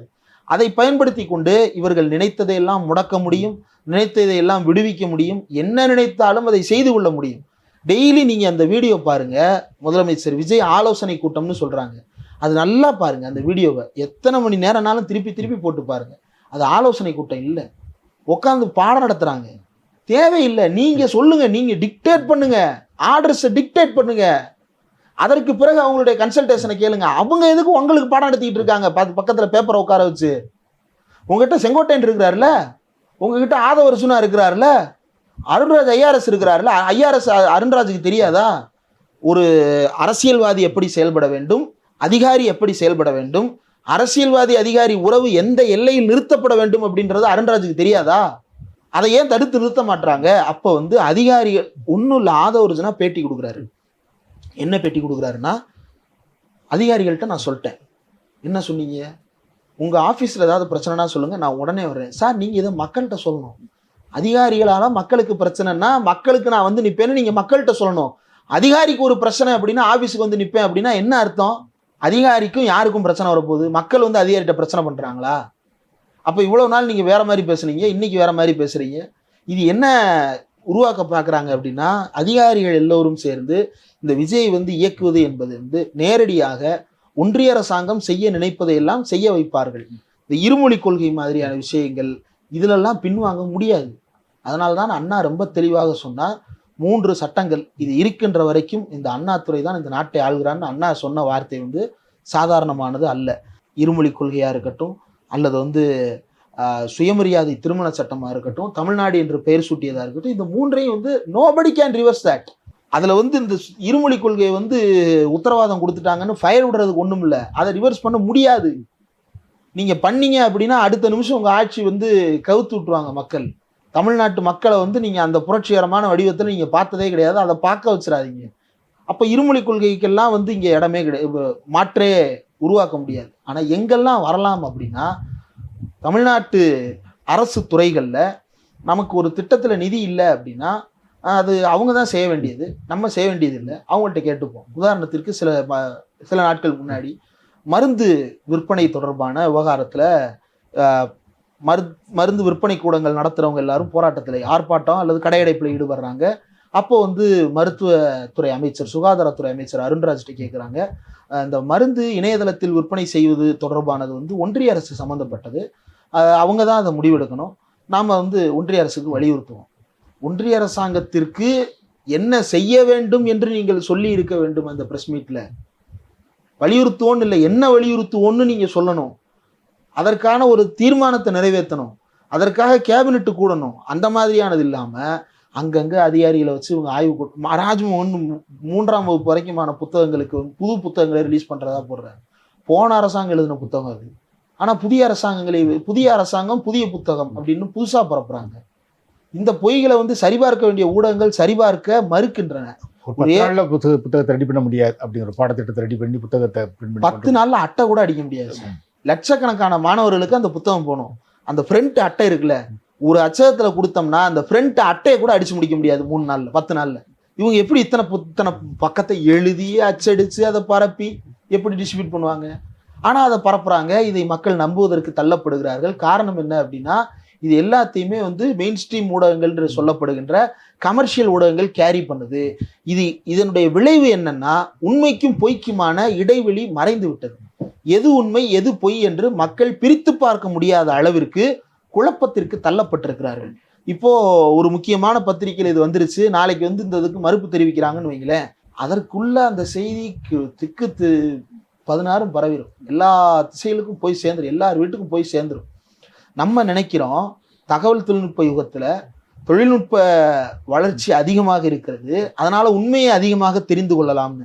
ஆனால் உண்மை என்னவா இருக்கு அப்படின்னா, இந்த தகவல் தொழில்நுட்ப யுகத்தில் எல்லாருக்குமே தொழில்நுட்பத்தினுடைய பயன்பாடு இருக்கிறது. அதில் யார் ஆதிக்கம் செலுத்துகிறார்கள் அப்படின்னா, ஏற்கனவே உளவியல் ரீதியாக மக்கள் என்னென்ன மாதிரியான மாயைகளில் உழன்று கொண்டிருக்கிறார்களோ அதையெல்லாம் ஆம்பிளிஃபை பண்ணுறதா தான் இது மாறி இருக்கு. கான்ஸ்பிரசிஸை ஆம்பிளிஃபை பண்ணுறதா இது மாறி இருக்கே தவிர ட்ரூத்தை ஆம்பிளிஃபை பண்ணுறதா இது மாறலை. ஏன்னா அல்காரிதம் அப்படின்றது அடிப்படையில் அனைவரும் எதை விரும்பி பார்க்கிறார்களோ அதை பரப்புகிறது அப்படின்னு சொல்லப்படுகிறது. ஆனால் அல்காரிதம் ஒரு வகையில் யார் அதை இயக்குகிறார்களோ அவர்களுக்கு ஏற்றாற் போல, ஆளும் வர்க்கத்திற்கு ஏற்றாற் போல தன்னை தகவமைத்துக் கொள்ளவும் பழகி இருக்கிறது. அப்போ இதில் ஏற்படுற அந்த குழப்பத்தினுடைய விளைவு உண்மையை பேச நினைப்பவர்களுக்கு இடமில்லாமல் செய்வது. இதில் விஜயினுடைய ஃபேன் நெட்வொர்க்ஸாக இருக்கட்டும், அல்லது நடிகர் நடிகைகள் நெட்வொர்க்காக இருக்கட்டும், அதை தாண்டி மீம் பேஜஸ் நெட்வொர்க்காக இருக்கட்டும், இதில் ஏற்கனவே அவங்க சினிமா ப்ரமோஷனுக்கெல்லாம் பெரிய அளவுக்கு பயன்படுத்தி இருக்கிறார்கள். அதை பற்றி அவர்களுக்கு ஒரு புரிதல் இருக்கிறது. அப்போ இந்த ஒரு புது விஷயத்தை மற்ற கட்சிகள் உடனே அடாப்ட் பண்ணணுமா அப்படின்னா அதுக்கு அடாப்ட் பண்ணுறதுக்கு ஒரு காலமாகவும் அடாப்ட் பண்ணணும். ஆனால் இதுதான் உலகம் என்று இல்லை, இதை தாண்டி நிஜ உலகம் ஒன்று இருக்கிறது. அங்கே நாம் வேலை பார்க்க விட்டுறக்கூடாது. இப்போ என்னென்னா நம்மளுடைய ஃபோக்கஸ் எல்லாம் ஆன்லைனுக்கு ஷிஃப்ட் ஆகும்போது ஆர்எஸ்எஸ் கிரவுண்ட் ஒர்க்குக்கு போயிடும், அங்கே வேற ஒன்று நடத்த ஆரம்பிச்சிருவான். அப்போ நம்ம கீழேயும் இருக்க மாட்டோம், இங்கேயும் இருக்க மாட்டோம். அப்போ இந்த இரண்டிலுமே நாம் கவனம் செலுத்த வேண்டிய, இது திமுகன்னு இல்லை, இந்த உண்மை போய் சேர வேண்டும், பொய் சேரக்கூடாது, பொய் யாரிடமும் போய் சேரக்கூடாது என்று நினைப்பவர்கள் எல்லோருமே பண்ண வேண்டியது இது 2 இடங்கள்லையும் கையாளணும். பெட்டி கடையிலேருந்து டீ கடையிலேருந்து ஒரு பொய் செய்தியை ஒருத்தர் சொல்கிறாருன்னா முந்தி மாதிரி சொல்லிட்டு போறாரு அப்படின்னு கடந்து போகாம, இல்லைங்க அது பொய், அதுக்கு எதுவும் வரல. இப்போ நீங்கள் ஏற்கனவே சொன்னீங்க அந்த குஜராத் மாடல் நிறைய செய்திகள் சைனாவில் இருக்கிற, சிங்கப்பூரில் இருக்கிற பசாண்டுகள்லாம் ஃபோட்டோஷாப் பண்ணி அதை மோடி பண்ணாருன்னு பரப்புனாங்க. இப்போ கிட்டத்தட்ட இவங்க ஏஐ வீடியோக்கள் அதே தான் பண்ணுறாங்க. எப்படி இப்போ நீங்கள் சொன்ன மாதிரி இவ்வளவு தகவல் ஒரு மீடியா டிஜிட்டல் வேர்டு இவ்வளோ வளர்ந்த பிறவும் இவ்வளோ தகவல்களை பொய்யா பரப்ப முடியுது, அதை மக்களை நம்ப வைக்க முடியுது. இந்த தகவல் தொழில்நுட்ப யுகத்தில் இந்த ஏஐ தொழில்நுட்பமாக இருக்கட்டும் எல்லாருமே பயன்படுத்துவோம். ஆனால் ஆக்கப்பூர்வமான பயன்பாட்டுக்கும் அழிவுக்கான பயன்பாட்டுக்கும் இடையில வித்தியாசம் இருக்கு. எப்போதுமே உண்மையை பரப்புவதற்கு நீங்க ரொம்ப எக்ஸ்பிளைன் பண்ணணும். இப்போ உதாரணத்திற்கு டிஎன்பிஎஸ்சி தேர்வுக்கு பயிற்சி அளிக்க விஜய் உத்தரவு, ஒரே வரியில முடிச்சிடலாம். இது நீங்க மறுக்கிறதுக்கு ஏற்கனவே இருந்த முதலமைச்சர் ஸ்டாலின் வெளியிட்ட உத்தரவு அப்படின்னு போட்டா பத்தாது, அதுக்கு ஒரு ப்ரூஃப் அட்டாச் பண்ணணும். ப்ரூஃப் அட்டாச் பண்ணா பத்துமானா அதுவும் பத்தாது, அதுக்கு ஒரு டெஸ்டிமோனியல் அட்டாச் பண்ணணும். அப்ப பொய்க்கு ஒரு வரி போதும், உண்மைக்கு நீங்க ஒரு வீடியோ ரெடி பண்ணணும், ஒரு 1.5 நிமிஷம் வீடியோ ரெடி பண்ணணும். இந்த ஒரு வரியை பார்த்தோன்னே தெரிஞ்சுக்கிறதுக்கும் இந்த 1.5 நிமிஷத்தை பார்த்து புரிஞ்சுக்கிறதுக்கும் இடையில இருக்கக்கூடிய இடைவெளியில தான் இந்த பொய் வளர்ந்து கொண்டே போகிறது. இன்னொன்று, தொழில்நுட்பத்தில் மக்களுடைய கன்சியூமிங் டைம், ஒரு பர்டிகுலர் மேட்டரை கன்சியூம் பண்ற டைம் குறைஞ்சிருக்கு. நிறைய விஷயங்களை நிறைய கன்சியூம் பண்றாங்க, ஒரு குறிப்பிட்ட விஷயத்த ஆழமா கன்சியூம் பண்றாங்களான்னா இல்லை. அது நம்மளுடைய டிஜிட்டல் பிஹேவியர்லேயே இருக்கக்கூடிய பிரச்சனை. இந்த டிஜிட்டல் பிஹேவியரை பயன்படுத்தி கொண்டுதான் இந்த பொய்கள் எல்லாம் பரவி கொண்டிருக்கின்றன. நீங்க உண்மையை ஒரு வரியில எப்படி சொல்லுவீங்க? இது பொய் என்பதை தவிர வேற ஒரு வரி உங்களுக்கு கிடையவே கிடையாது. இது பொய்ன்னு சொன்னா நீ அப்படித்தான்பா சொல்லுவ, அதுக்கு ஆதாரம் கொடு, ஆதாரம் கொடுத்தா இது உண்மையா பொய்யான்னு எனக்கு எப்படி தெரியும்பாங்க. இல்லைங்க அது உண்மைதான், ஒருத்தர் பேசியிருக்கிறாரு அப்படின்னு கொடுத்தோம்னா ஓ சரி, இருந்தாலும் இப்போ இவர் பண்ணா என்ன அப்படின்ற இடத்துக்கு அவங்க வந்துருவாங்க. ஏன்னா அவ்வளவு பொய்கள் அவங்களுக்கு தினமும் ஃபீடுக்குள்ள போய்கிட்டே இருக்கு. இது எப்படி பரவுது அப்படின்னா, நீங்க உலகம் முழுக்கவே இது மாதிரியான கான்ஸ்பிரசி தியரிகளும் பொய்களும் புழுகுகளும் மக்களுக்கு பழமைவாதத்தை ஊக்குவிக்கின்ற விஷயங்களும் தான் அதிகமாக போய் சேருகிறதே தவிர புதிய முன்னேற்றத்தை நோக்கியோ அல்லது ஒரு நாத்திக கருத்து இவ்வளவு தீவிரமா பரவாது, ஒரு பகுத்தறிவு கருத்து இவ்வளவு தீவிரமா பரவாது, ஒரு அறிவியல் பூர்வமான சிந்தனை முறை இவ்வளவு தீவிரமாக பரவாது. ஆனா இது மாதிரியானதெல்லாம் பரவும். எப்படி பரவுது? ஒன்று, ஏற்கனவே அவருக்கு இருக்கிற ஃபேன் பேஸு. ரெண்டாவது, இன்ஃப்ளூயன்சர்கள் தங்களையே விற்பனை செய்து கொள்ள தொடங்கி விட்டார்கள். அவர்களே விற்பனை பண்டம், அந்த விற்பனை பண்டம் சில ஸ்டிக்கர்களை அவ்வப்போது ஒட்டி கொள்ளுகிறார்கள். இப்போது அவர்கள் விஜய் ஸ்டிக்கரை ஒட்டி கொள்ள தொடங்கி இருக்கிறார்கள். அப்போ இந்த நெட்வொர்க்கிங் ரொம்ப ரொம்ப பிரச்சனைக்குரியதாக இருக்கு. இதுதான் மக்களை ஒன்றும் இல்லை, மக்கள் அவங்க ஃபோனில் வந்துருச்சு அப்படின்னா அது ரொம்ப உண்மையாக இருக்கும்னு நம்புறாங்க. தொழில்நுட்பம் பொய் சொல்லாதுன்னு நம்புறாங்க. தொழில்நுட்பத்தை ஒரு புழுகுனிப்பை தான் பயன்படுத்துறான் அப்படின்றத, ஒரு பொய்யர் தான் தொழில்நுட்பத்தை பயன்படுத்துகிறார் என்பதை அவர்கள் புரிந்து கொள்வதற்கு ரொம்ப காலம் ஆகும். நம்ம என்ன நினைச்சிட்டோம், நம்ம வாட்ஸ்அப் பயன்படுத்த ஒரு 15 வருஷமா பயன்படுத்துறோம்னா, ஆரம்பத்தில் இந்த ஃபேமிலி குரூப்ஸ்ல ஒரு நாள் இவர் இந்த இடத்தில் இருந்தபோது என்ன நடந்தது தெரியுமா அப்படின்னு சொல்லிட்டு அப்துல் கலாம், காமராஜர் இது மாதிரியான விஷயங்கள்லாம் வந்துச்சு. அப்ப என்ன நினைச்சோம், ஆஹா ஐயா அப்துல் கலாமை பத்தின ஒரு செய்தி, காமராஜரை பற்றி ஒரு செய்தி உண்மையா கூட இருக்கலாம் அப்படின்னு நம்பணும். அதுக்கப்புறம் வெவ்வேறு நபர்களுக்கு இதே மாதிரியான பொய்க்கதைகள் வரும்போது இன்னும் எல்லாருக்கும் ஒரே கதையை சொல்றாங்க, இது பொய்யா இருக்கும் போல அப்படின்னு சொல்லி நினைக்கும் போது காமராஜரை பத்தின கூடுதல் தகவல்கள் வரும். காமராஜர் பண்ணியிருப்பாரு, ஆனா இவங்க இது பொய்யா இருக்கும் அப்படின்னு சொல்லிட்டு ஒரு குழப்பத்துக்கு போவோம். அதுக்கப்புறம் என்ன ஆயிருச்சு அப்படின்னா, இந்த மாதிரியான வாட்ஸ்அப் ஃபார்வேர்டுகள் எப்படி இப்போ ஒன்றும் இல்லை, முந்தா நேத்து டீ கடையில் நின்று பேசிட்டு இருக்கும்போது அவர் வந்து என்ன இருந்தாலும் இந்த திமுக காரனுங்க அந்த படத்தை விட்டுருக்கலாம், இப்போ பாருங்க அவன் ஆட்சியே பிடிச்சிட்டான் அப்படின்னு. எந்த படத்தை விட்டுருக்கலாம்? ஜனநாயகனை விட்டுருக்கலாமா? ஜனநாயகனை திமுக காரன் எங்கேயா தடுத்தான்? ஏங்க எனக்கு தெரியாதா, திமுக தாங்க தடுச்சு அப்படின்றாரு. திமுக எப்படிங்க தடுச்சு? அவங்க தாங்க படத்தை விடாம மறைச்சு வச்சுட்டாங்க, லீக் பண்ணி வேற விட்டாங்க அப்படின்ட்டு. ஏங்க லீக் பண்ணது எடிட்டருங்க, அவன் திமுக காரனா தான் இருப்பான். எதுலங்க இதெல்லாம் உங்களுக்கு வருது? அதான் டெய்லி எங்க குரூப்ல அனுப்புறாங்கல்லன்றாரு. அவர் வந்து ஒரு 30 வயசு தான் இருக்கும், டெய்லி எங்க குரூப்ல வருதுன்றாரு. இதை நம்புறாங்க. இன்னும் வாட்ஸ்அப் ஃபார்வேர்டுகள் நம்பப்படுகின்றன. 15 வருஷம் முன்னாடி காமராஜர் அப்துல் கலாம் கதைகளை போல இன்றைக்கு நடிகர் விஜய் கதைகள் பரவி கொண்டிருக்கின்றன, கான்ஸ்பிரசிகள் பரவி கொண்டிருக்கின்றன. மோடி உலக நாடுகளில் இந்தியாவை நெஞ்சை நிமிர்த்தி வைத்து விட்டார் அப்படின்றத நம்புறாங்க. 56 இன்ச்சை பார்த்து ட்ரம்ப்பே பயப்படுறாருன்றத நம்புறாங்க. அப்ப இந்த பொய்களுக்கு மத்தியில நாம வேலை பார்க்கணும். இதுக்கு வந்து ஆர்கனைஸ்டான நெட்வொர்க்கிங் அல்லது வந்து அல்காரிதத்தை பற்றிய புரிதல் எல்லாமே தேவை. இது எல்லாத்தோடையும் சேர்த்து கிரவுண்ட் ஒர்க்குன்றது ரொம்ப ரொம்ப தேவை. அதை நம்ம விட்டுறவே கூடாது. கிரவுண்ட் ஒர்க் இருந்தால் மட்டும்தான் நம்மளால சர்வே ஆக முடியும். பொய்க்கு ஒரு தொழில்நுட்பம் போதும், ஆனால் உண்மைக்கு பல வடிவங்கள் தேவை. அந்த உண்மையினுடைய பல வடிவங்களைத்தான் நம்ம மக்களுக்கு கொண்டு போய் சேர்த்து இந்த உண்மைகளை எல்லாம் புரிய வைக்கணும். இதை தாண்டி இதில் இருக்கக்கூடிய அடிப்படையான பிரச்சனை, இந்த அரசாங்கம் தன்னுடைய அக்கௌண்டபிலிட்டியிலிருந்து தன்னை வந்து அக்கௌண்டபிளாக வச்சுக்க இந்த அரசாங்கம் விரும்பலை. இவ்வளவு பொய் செய்திகள் பரவுகிறது. இப்போ தமிழ்நாடு கவர்மெண்ட் வந்து ஃபேக்ட் செக் யூனிட்னு ஒன்று வச்சுருக்காங்க. அந்த ஃபேக்ட் செக் யூனிட்டில் இதை எப்படி சரி பார்ப்பாங்க? போன கவர்மெண்ட்டில் அவங்க உண்மையிலேயே பண்ண ஒரு விஷயத்தை கூட பரப்புறதுக்கு ஊடகங்கள் தயங்கின. நீங்கள் நல்ல ஒரு வித்தியாசத்தை பாருங்க. ஸ்டாலின் வந்து அவர் ஒரு திட்டத்தை செய்தார், செய்த திட்டத்திற்கு ஒரு நிகழ்ச்சி நடத்தினார், அதை விளம்பர மாடல்னு சொன்னாங்க. செய்யாத திட்டத்திற்கு, அறிவிக்காத திட்டத்திற்கு ஊடகங்கள் வலிந்து வலிந்து எழுதுகின்றன. இந்த கவர்மெண்ட்டுக்கு வந்து புரட்சிகரமான அரசுன்னு பேர் வச்சிருக்காங்க. அப்ப இது யாருக்காக, யாரால், எதற்காக கட்டமைக்கப்படுகிறது? யாரோ ஒரு சிலர் தங்களுடைய லாபத்திற்காக, தங்களுடைய ஆதாயத்திற்காக இந்த அரசாங்கத்தை ஒரு பொம்மையாக பயன்படுத்தி கொண்டு தங்களுக்கு விருப்பப்பட்டதை எழுதி கொள்ளுகிறார்கள், பேசிக் கொள்ளுகிறார்கள், மக்களிடம் பரப்பிக் கொள்ளுகிறார்கள். அதன் மூலமாக தங்களுடைய அரசியல் ஆதாயங்களை அவர்கள் உற்பத்தி செய்து கொள்ளுகிறார்கள். அந்த உற்பத்தி இறுதியில் யாருக்கு பயனுள்ளதா இருக்கும்னா, இந்து ராஷ்டிரா என்கின்ற அந்த பெருங்கனவை கொண்டிருக்கிற RSS சங் பரிவார் கும்பலுக்குத்தான் பயனுள்ளதாக இருக்குமே தவிர மக்களுக்கு பயனுள்ளதாக இருக்காது. அப்படின்றதுதான் இதில் இருக்கக்கூடிய உண்மை. ஒன்றும் கிடையாது. சிங்கப்பெண்கள் அப்படின்ற அந்த டேர்மே வந்து போன ஆட்சியில் வந்து தொடர்ந்து உருவாக்கப்பட்டது தான். அவங்க வந்து ஒரு மாநாடே போட்டாங்க. அதுக்கு முன்னாடி வந்து ஒரு நிகழ்ச்சி, பள்ளி கல்லூரி மாணவர்களை வைத்து ஒரு நிகழ்ச்சி. அந்த நிகழ்ச்சியில் வந்து புதுமை பெண் திட்டத்தில் பயனடைந்தவர்கள், தமிழ் புதல்வன் திட்டத்தில் பயனடைந்தவர்கள், இவங்களெல்லாம் கூப்பிட்டு ஒரு நிகழ்ச்சி. அதில் ஒவ்வொரு பெண்களும் ஒவ்வொரு கதைகளை சொன்னார்கள், அவங்களுடைய வாழ்க்கை அனுபவங்களை பகிர்ந்து கொண்டார்கள்.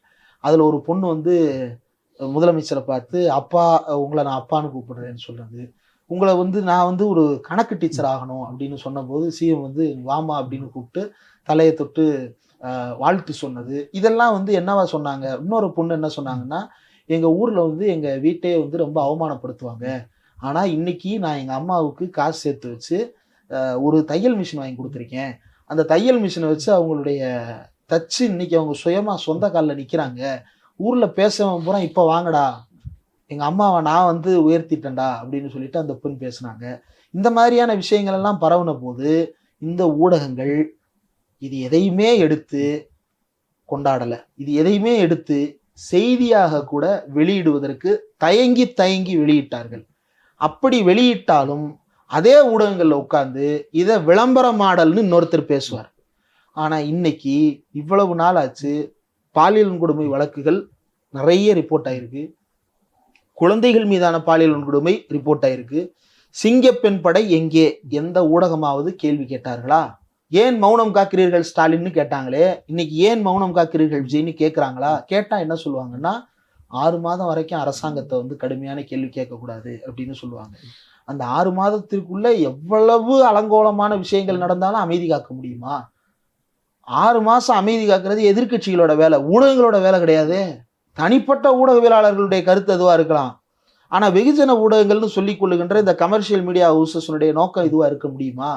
அப்போ இதற்கு பின்னாடி வெஸ்டட் இன்ட்ரெஸ்ட் இருக்குது. இந்த வெஸ்டட் இன்ட்ரெஸ்ட் வந்து மக்களுக்கு எதிரானதாக இருக்குது, உண்மையை மறைப்பதாக இருக்குது, திரித்து பரப்புவதாக இருக்கிறது. ஸ்டாலின் வெளியிட்ட விஷயங்களை விளம்பரம் என்றும் விஜய் வெளியிடாதவற்றை புரட்சி என்றும் சொல்லுவதற்கு பின்னால் இருக்கக்கூடிய உளவியல் 2000 ஆண்டுகளாக மக்களை அடிமைப்படுத்தி வைத்திருக்கின்ற அதே உளவியல் தான். அவரை சிறுபான்மையினர்னு ப்ரொஜெக்ட் பண்ணலாம், அவரை நீங்கள் என்னவானாலும் ப்ரொஜெக்ட் பண்ணிக்கலாம், புரட்சியாளர்னு ப்ரொஜெக்ட் பண்ணலாம், மக்கள் மத்தியில் வந்து ரட்சகராக ப்ரொஜெக்ட் பண்ணலாம், அவர் வந்து ஒரு எளிய ஏழை பின்புலத்திலிருந்து வந்தவராக ப்ரொஜெக்ட் பண்ணலாம். இது எல்லாமே வந்து எதற்கான பயன்பாடாக இருக்கிறது, யாருக்கான பயன்பாடாக இருக்கிறது அப்படின்னா, தமிழ்நாட்டில் திராவிட இயக்கங்களுடைய லெகசியை இல்லாமல் பண்ணணும்னு நினைக்கிறவங்களுடைய நோக்கமாகத்தான் இது இருக்கிறதே தவிர இது மக்களுக்கு பயனற்றதாக இந்த அரசியல் நடந்து கொண்டிருக்கிறது. ரொம்ப அவலமான ஒரு காலம்.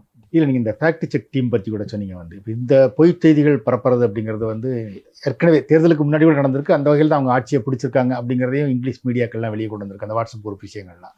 அது மாதிரி தேர்தலுக்கு பிறகு என்னென்ன பொய் செய்திகள் பரப்புறாங்க அப்படிங்கிறதையும் இன்னைக்கு ஒரு ஆங்கில ஊடகம் தான் வெளியே கொண்டு வந்திருக்கு. நீங்கள் பார்த்தீங்கன்னா முந்தின கவர்மெண்ட் வந்து உங்களுக்கு அவ்வளோ அதிகாரம் கையில் இருந்தது, உளவுத்துறை கையில் இருந்தது, ஏன் கண்டுபிடிக்க முடியலன்னு நினைக்கிறீங்க?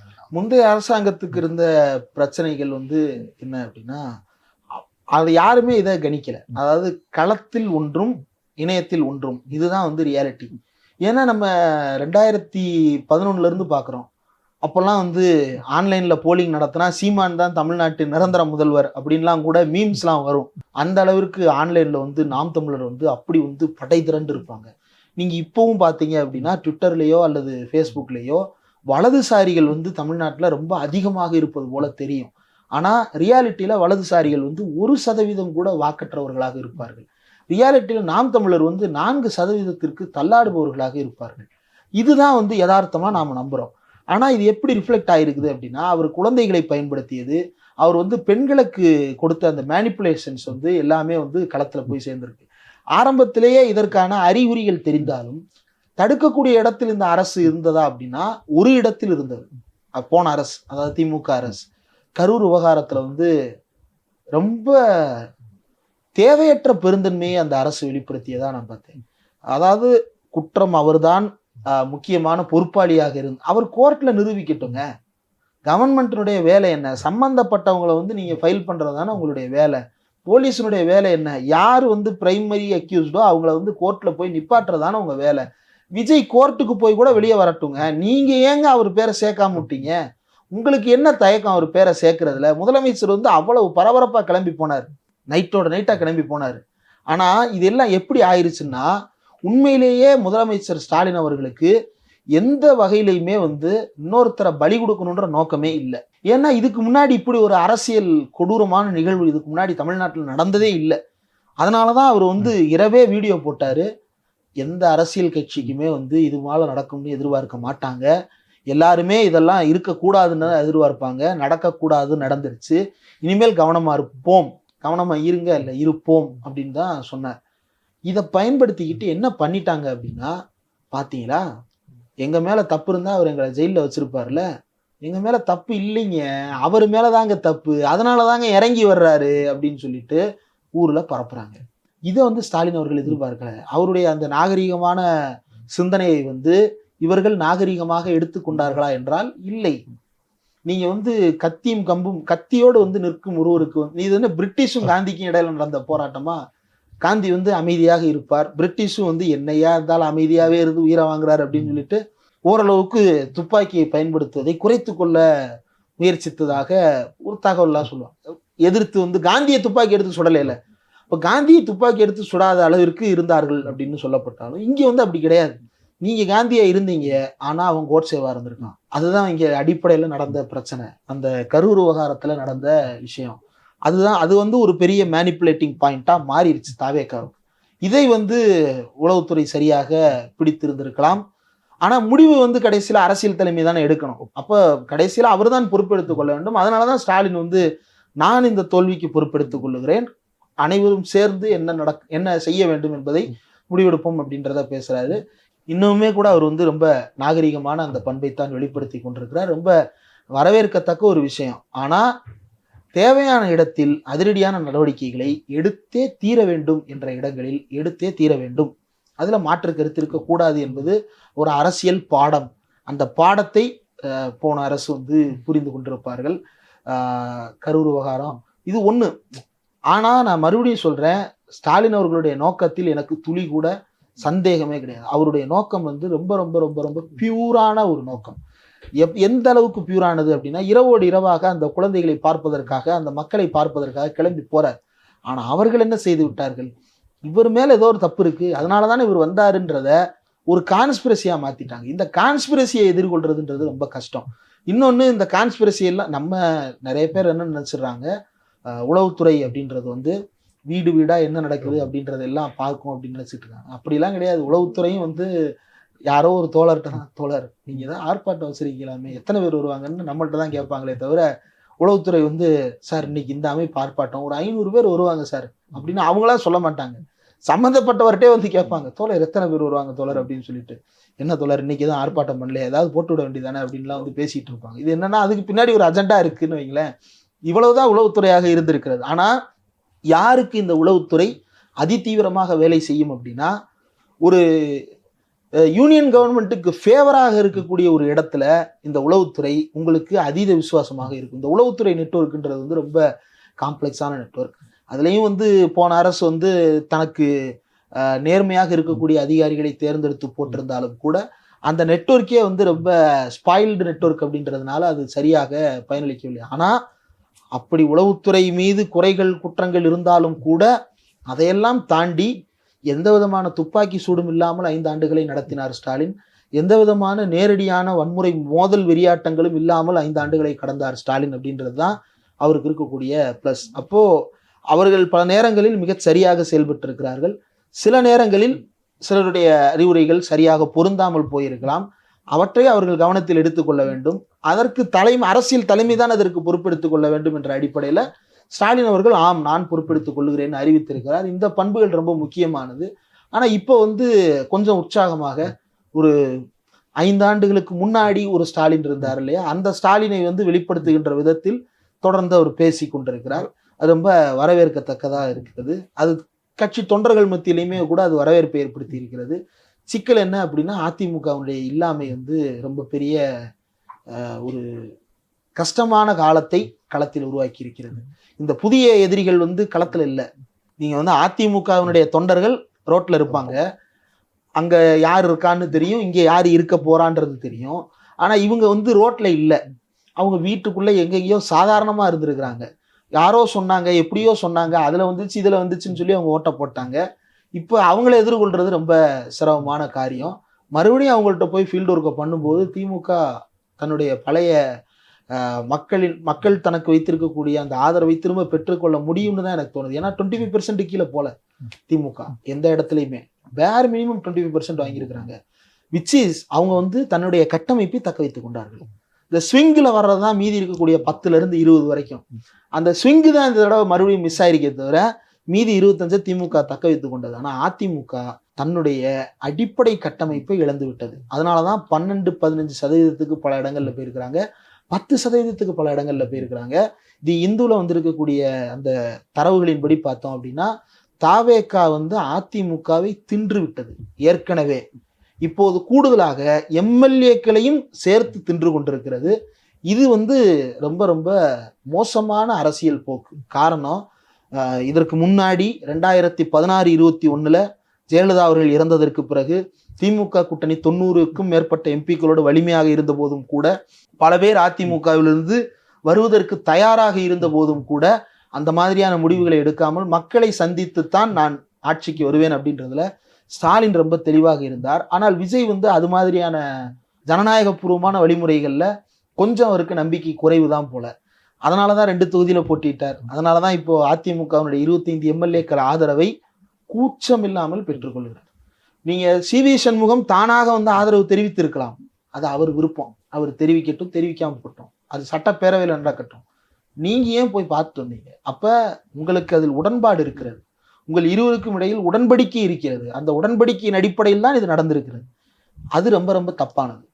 நீங்க வந்து எத்தனை பேர் வந்து உங்களை தானா வந்து ஆதரிச்சாங்க? விசிக, சிபிஐ, சிபிஎம், IUML, இந்த 4 பேர் வந்து ஆளுக்கு 2 எம்எல்ஏக்களை வச்சுக்கிட்டு 8 எம்எல்ஏக்கள் உங்களுக்கு ஆதரவு தெரிவிச்சிருக்கிறாங்க. இதுக்கு மேல உங்களுக்கு என்ன வேணும்? 4 பேர் 2 ஆமா 8 பேர். இவ்வளவு பேர் வந்து ஆதரவு தெரிவிச்சிருக்காங்க. இதுக்கு மேல உங்களுக்கு என்ன வேணும்? காங்கிரஸ் அவங்க ஒரு 5 பேரை கொடுத்துட்டாங்க, போதுமே. சிபிஎம் பொறுத்த வரைக்கும் நீங்க நேரடியாக தொழிலாளர் விரோத போக்கையோ அல்லது அவர்களுடைய கொள்கை முடிவுகளுக்கு எதிரான ஒரு எதிரான போக்கையோ கையில் எடுத்தால்தான் நீங்க போய் அமெரிக்காட்ட ராணுவ ஒப்பந்தம் போட போறது கிடையாது. யூபிஏ போட்டுச்சு வெளியே போனா நீங்க எப்படி போட போறீங்களா? கிடையாது. இப்போ உங்கள்கிட்ட அவங்க எதிர்பார்க்கிறது என்ன? அடிப்படையா தொழிலாளர் உரிமைகள் பாதிக்கப்படக்கூடாதுன்றதுதான். அதை நீங்க என்ஷூர் பண்ணிட்டீங்கன்னா சிபிஎம் வெளியே போறது கிடையாது. இந்த பக்கம் விசிகா 2 எம்எல்ஏக்களை ஆதரவு கொடுத்துருக்குறாங்க. அவர்களும் வந்து இதே அடிப்படையான கோரிக்கைகள் தான். போன ஆட்சியில் வந்து ரொம்ப கடுமையான விமர்சனங்கள் எல்லாம் வெளியிலிருந்து வந்த போதும் கூட அரசு இயந்திரம் எப்படி செயல்படும், இந்த அரசு எப்படி செயல்பட்டு இருக்கிறது என்பதையெல்லாம் புரிந்து கொண்டு தான் அவர் செயல்பட்டு இருக்கிறார். ஐயுஎம்எல் வந்து the most reliable alliance partner ever in the history of Tamil Nadu. எங்க இருந்தாலும் அவங்க உண்மையாக நம்பிக்கைக்கு பாத்திரமானவர்களாக இருப்பார்கள்.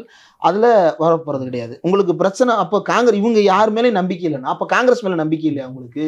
அந்த 5 பேர் கழட்டிட்டு போயிடுவாங்கன்ற நம்பிக்கையின்மையின் காரணமாகத்தான் சிவி சண்முகத்தை கூப்பிடுகிறீர்களா? அவங்க தான் எழுதி கொடுத்துருக்காங்களே, உங்களுக்கு எழுதி கொடுத்தும் உங்களுக்கு நம்பிக்கை இல்லாம தான் சிவி சண்முகத்தை கூப்பிடுறீங்களா? ஏன் அந்த 20 எம்எல்ஏக்களுடைய ஆதரவு உங்களுக்கு தேவைப்படுது? நீங்க அதுக்கு எடப்பாடி பழனிசாமியை நேரில் போய் பார்த்து அவர்கிட்டயே ஆதரவு கேட்டிருக்கலாமே. நீங்க ஆதரவு தெரிவிக்கலனாலும் பரவாயில்ல சார், எதிர்ப்பு தெரிவிக்காம நீங்க இருந்தீங்கன்னா போதும். அப்ஸ்டெயின்மெண்ட்டோ அல்லது வந்து வெளிநடப்போ பண்ணிட்டாங்கன்னா கூட தாவேக்கா ஆட்சி அமைக்கும். ஏங்க திமுக தான் அவங்களே வெளிநடப்பு பண்ணி பெரும்பான்மைக்கு தேவையான எண்ணிக்கையை குறைச்சிட்டு தானே போனாங்க. அவர் முதல்ல கூட சொல்லிட்டாரு, ஆட்சி அமைக்கிறதுக்கு நாங்க எந்த தடையும் பண்ண மாட்டோம். நான் இப்ப வெளிநடப்பு பண்றதுனால உங்களுக்கு இன்னும் பெரும்பான்மை எண்ணிக்கை குறைய போது, நீங்க ஈஸியா ஜெயிக்க போறீங்கன்னு சொல்லிட்டு தானே போனார் உதயநிதி ஸ்டாலின். இப்போ உங்களுக்கு ஏன் அந்த 25 எம்எல்ஏக்கள் 26 எம்எல்ஏக்களுடைய ஆதரவு தேவைப்படுது அப்படின்னா அப்போ அதற்கு பின்னால பெரிய பேரங்கள் இருக்கிறது. அதனாலதான் உதயநிதி ஸ்டாலின் சோஃபா மாடல், புஷ்பா மாடல்னு கடுமையான விமர்சனங்களை முன்வைக்கிறார். எனக்கு ரொம்ப வருத்தமா இருக்கிறது என்ன அப்படின்னா, திமுக அதிமுக கூட்டணி என்பதை வந்து என்னை பொறுத்தவரையில் திமுக அதிமுக கூட்டணி பேச்சுவார்த்தை என்பது வந்து ஒரு வாய்ப்பு. எப்படிப்பட்ட வாய்ப்பு?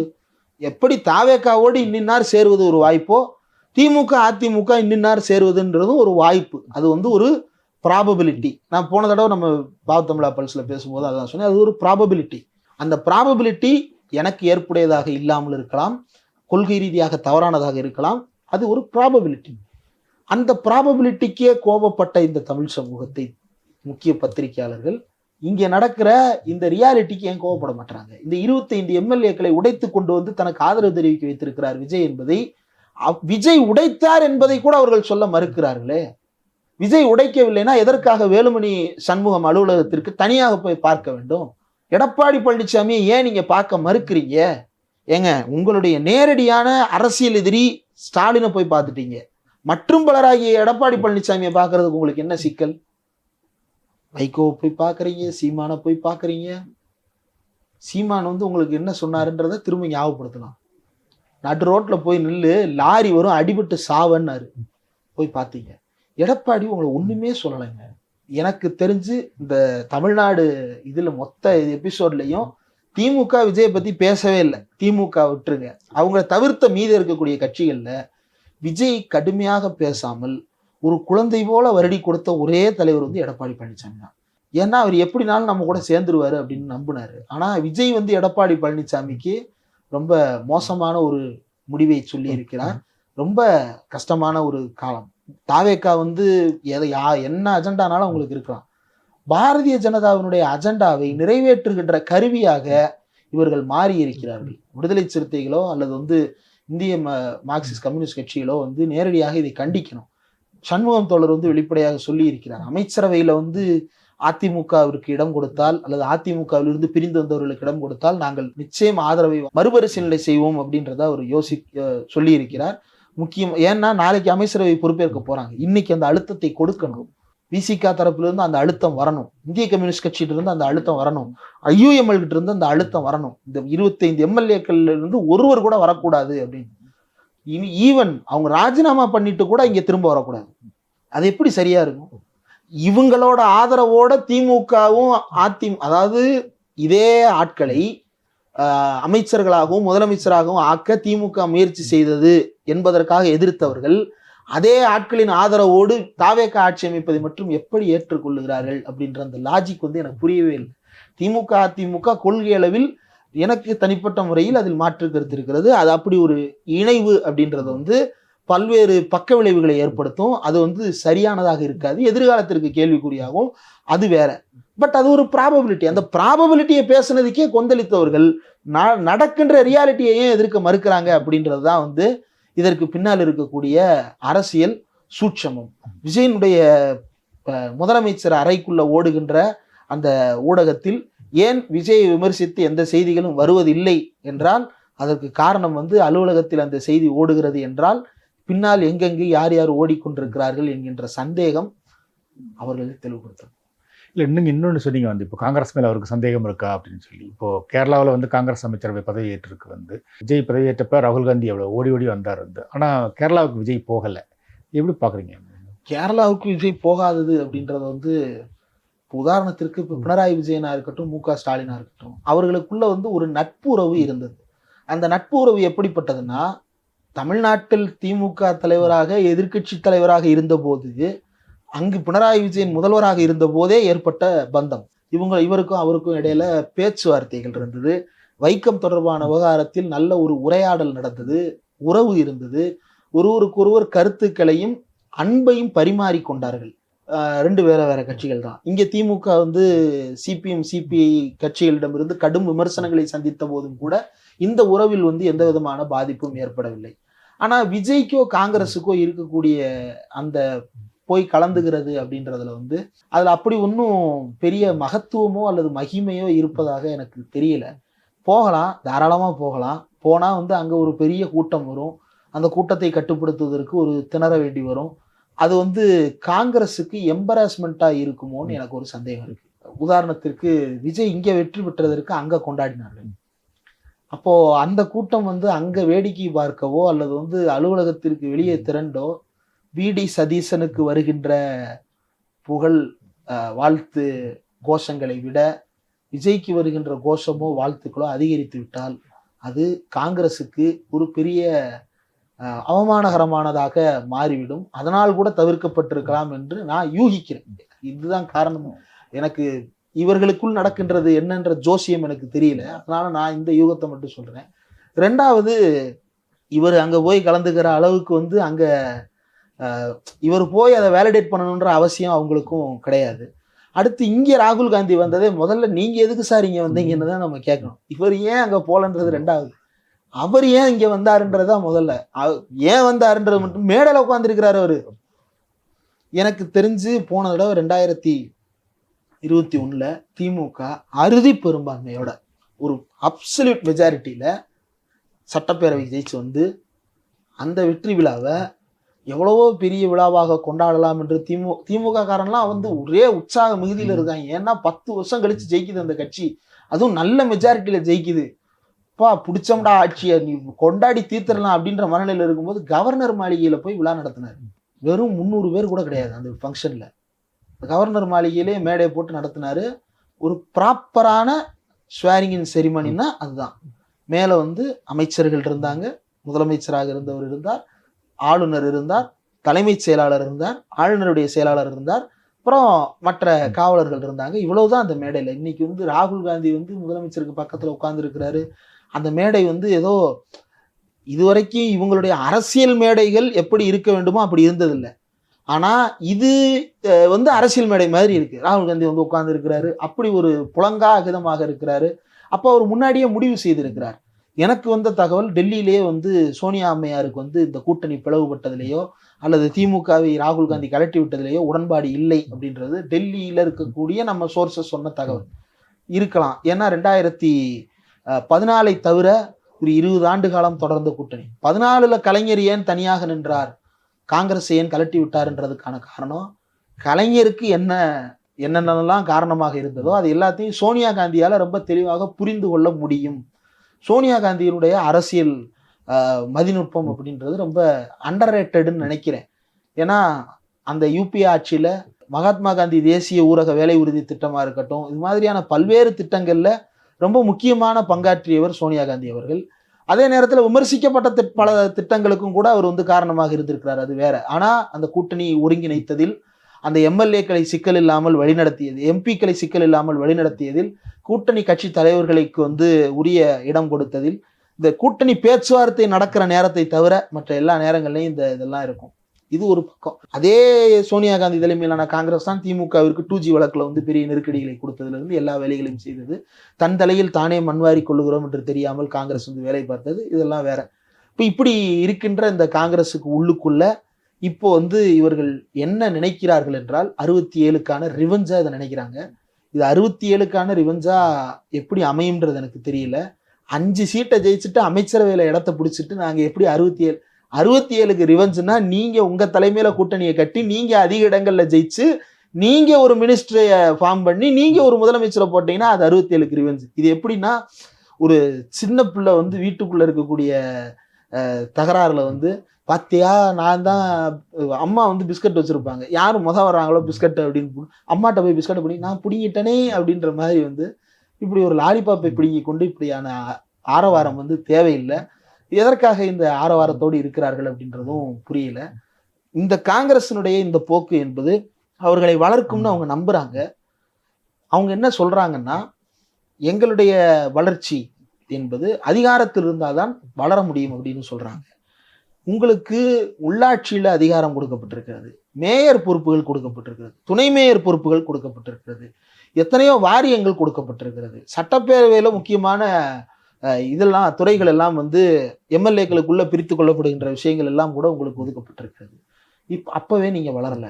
நீங்க சத்தியமூர்த்தி பவன் வாசல்லே போராட்டம்னு அறிவிச்சாலும் 100 பேர் கூட திரள்றது கிடையாது. சென்னையில ஒரு இடத்தில் போராட்டம் அப்படின்னா 20 பேர் தான் அதிகபட்சம் வர்றாங்க. நீங்க வேலை பார்க்க வேண்டியது முதல்ல வந்து கிரவுண்ட்ல. அதிகாரம் இருந்தா எப்படி ஆள் வருவாங்க? ஏன் போன தடவை ஆளுங்கட்சிங்க, நீங்க வரிசைக்காக எதிரில் உட்கார்ந்துருந்தாலும் நீங்க ஆளுங்கட்சி தானே போன தடவை. உங்களுக்கு எங்க கூட்டம் வந்துச்சு? கேட்டா அதிகாரம் இல்லைன்றீங்க. என்ன அதிகாரம் கொடுத்தா உங்களுக்கு வரும்? காங்கிரஸ் வந்து யூபி கவர்மெண்ட்டே நடத்தினப்போ கூட தமிழ்நாட்டில் இவ்வளவு பேர் தான் காங்கிரஸ்காரங்க. ஆட்சி விட்டு போனதுக்கு அப்புறமும் தமிழ்நாட்டில் இவ்வளவுதான் காங்கிரஸ். அதுக்கப்புறம் திரும்ப ஆட்சிக்கு வந்து திமுகவோட கூட்டணி வச்சதுக்கு பிறகும் கூட இவ்வளவுதான் ஆதரவு. இப்ப அதிகாரத்துக்கு வந்தா கட்சி வளராது, அதிகாரத்துக்கு வர்றவங்களுடைய பாக்கெட் வளரும். அதுதான் அவங்களுடைய நோக்கம்.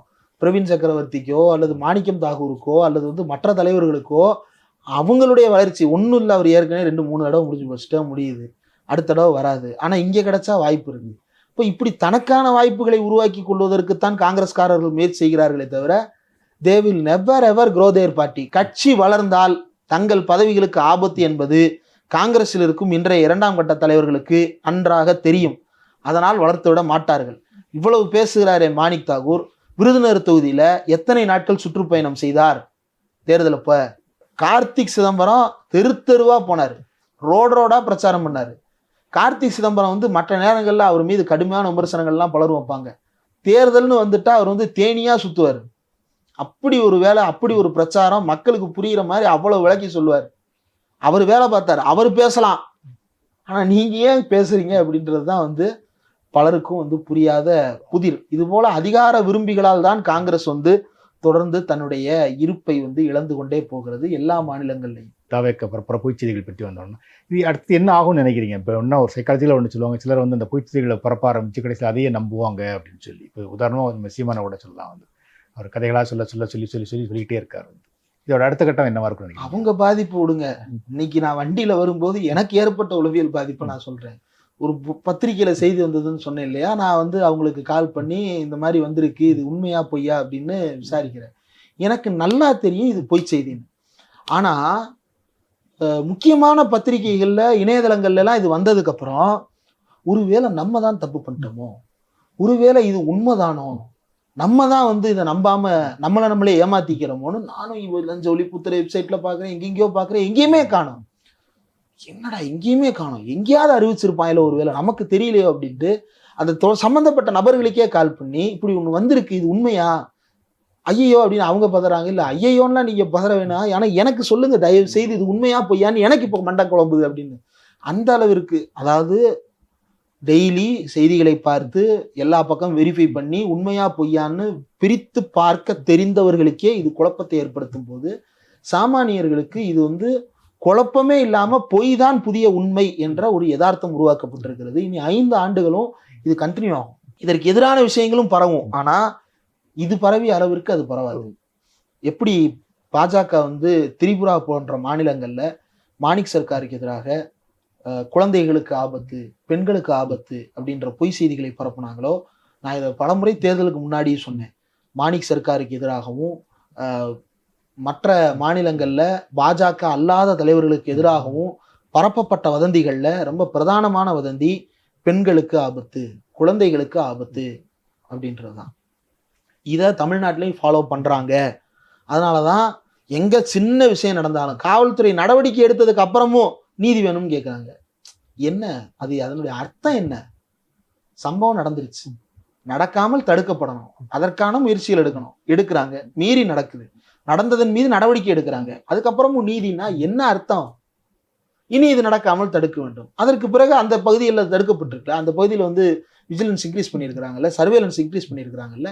அப்போ இது எல்லாத்தையுமே கருத்தில் எடுத்துக்காம இது பரவிய போதே நாம சொன்னோம், இது வந்து வடக்கில் உத்தரப்பிரதேசத்தில் குறிப்பா வந்து முசாஃபர் நகர் மாதிரியான கலவரங்களுக்கு முன்னாலே எப்படி பொய் பரப்பப்பட்டதோ அதே போன்ற பொய்கள் தமிழ்நாட்டில் பரவ தொடங்கி இருக்கின்றன என்று நாம் யூகித்தோம். அது அப்படியே நடந்திருக்கிறது. இப்போவும் நம்ம வந்து இந்த விவகாரங்கள்ல சரியாக கவனம் செலுத்தலை அப்படின்னா முசாஃபர் நகர் மாதிரியான பல கலவரங்களை தமிழ்நாட்டில் நடத்துவதற்கு தயங்க மாட்டார்கள். இது போய் உண்மைன்னு சென்றடைஞ்சிருச்சுன்னா இந்த நெட்வொர்க்கின் மூலமாக எந்த பொய்யனாலும் நீங்க பரப்பலாம், எப்படிப்பட்ட அவதூறை நீங்க பரப்பலாம். இந்த அவதூறுகள் வந்து ரொம்ப மோசமான விளைவுகளை ஏற்படுத்தும். அது வந்து பெரிய கலவரங்களாக கூட மாறும். அந்த பயம் எனக்கு இருக்கிறது. பொய்யை விட மிகப்பெரிய பயம் வந்து இந்த பொய்யினால் ஏற்படுகின்ற கலவரங்கள், அந்த கலவரத்தினால் ஏற்படுகின்ற அரசியல் மாற்றங்கள், அந்த அரசியல் மாற்றத்தால் நாம் இழக்கப் போகின்ற நம்முடைய வரலாற்று உரிமைகள். இதில் இந்த செயின் லிங்க் தான் வந்து நடக்குது அப்படின்றது வெளிப்படையாக தெரிகிறது. நம்ம ரொம்ப கவனமா இருக்கணுன்றதை தவிர எனக்கு வேற என்ன சொல்றதுன்னு தெரியல. சரி, நன்றி. நன்றி.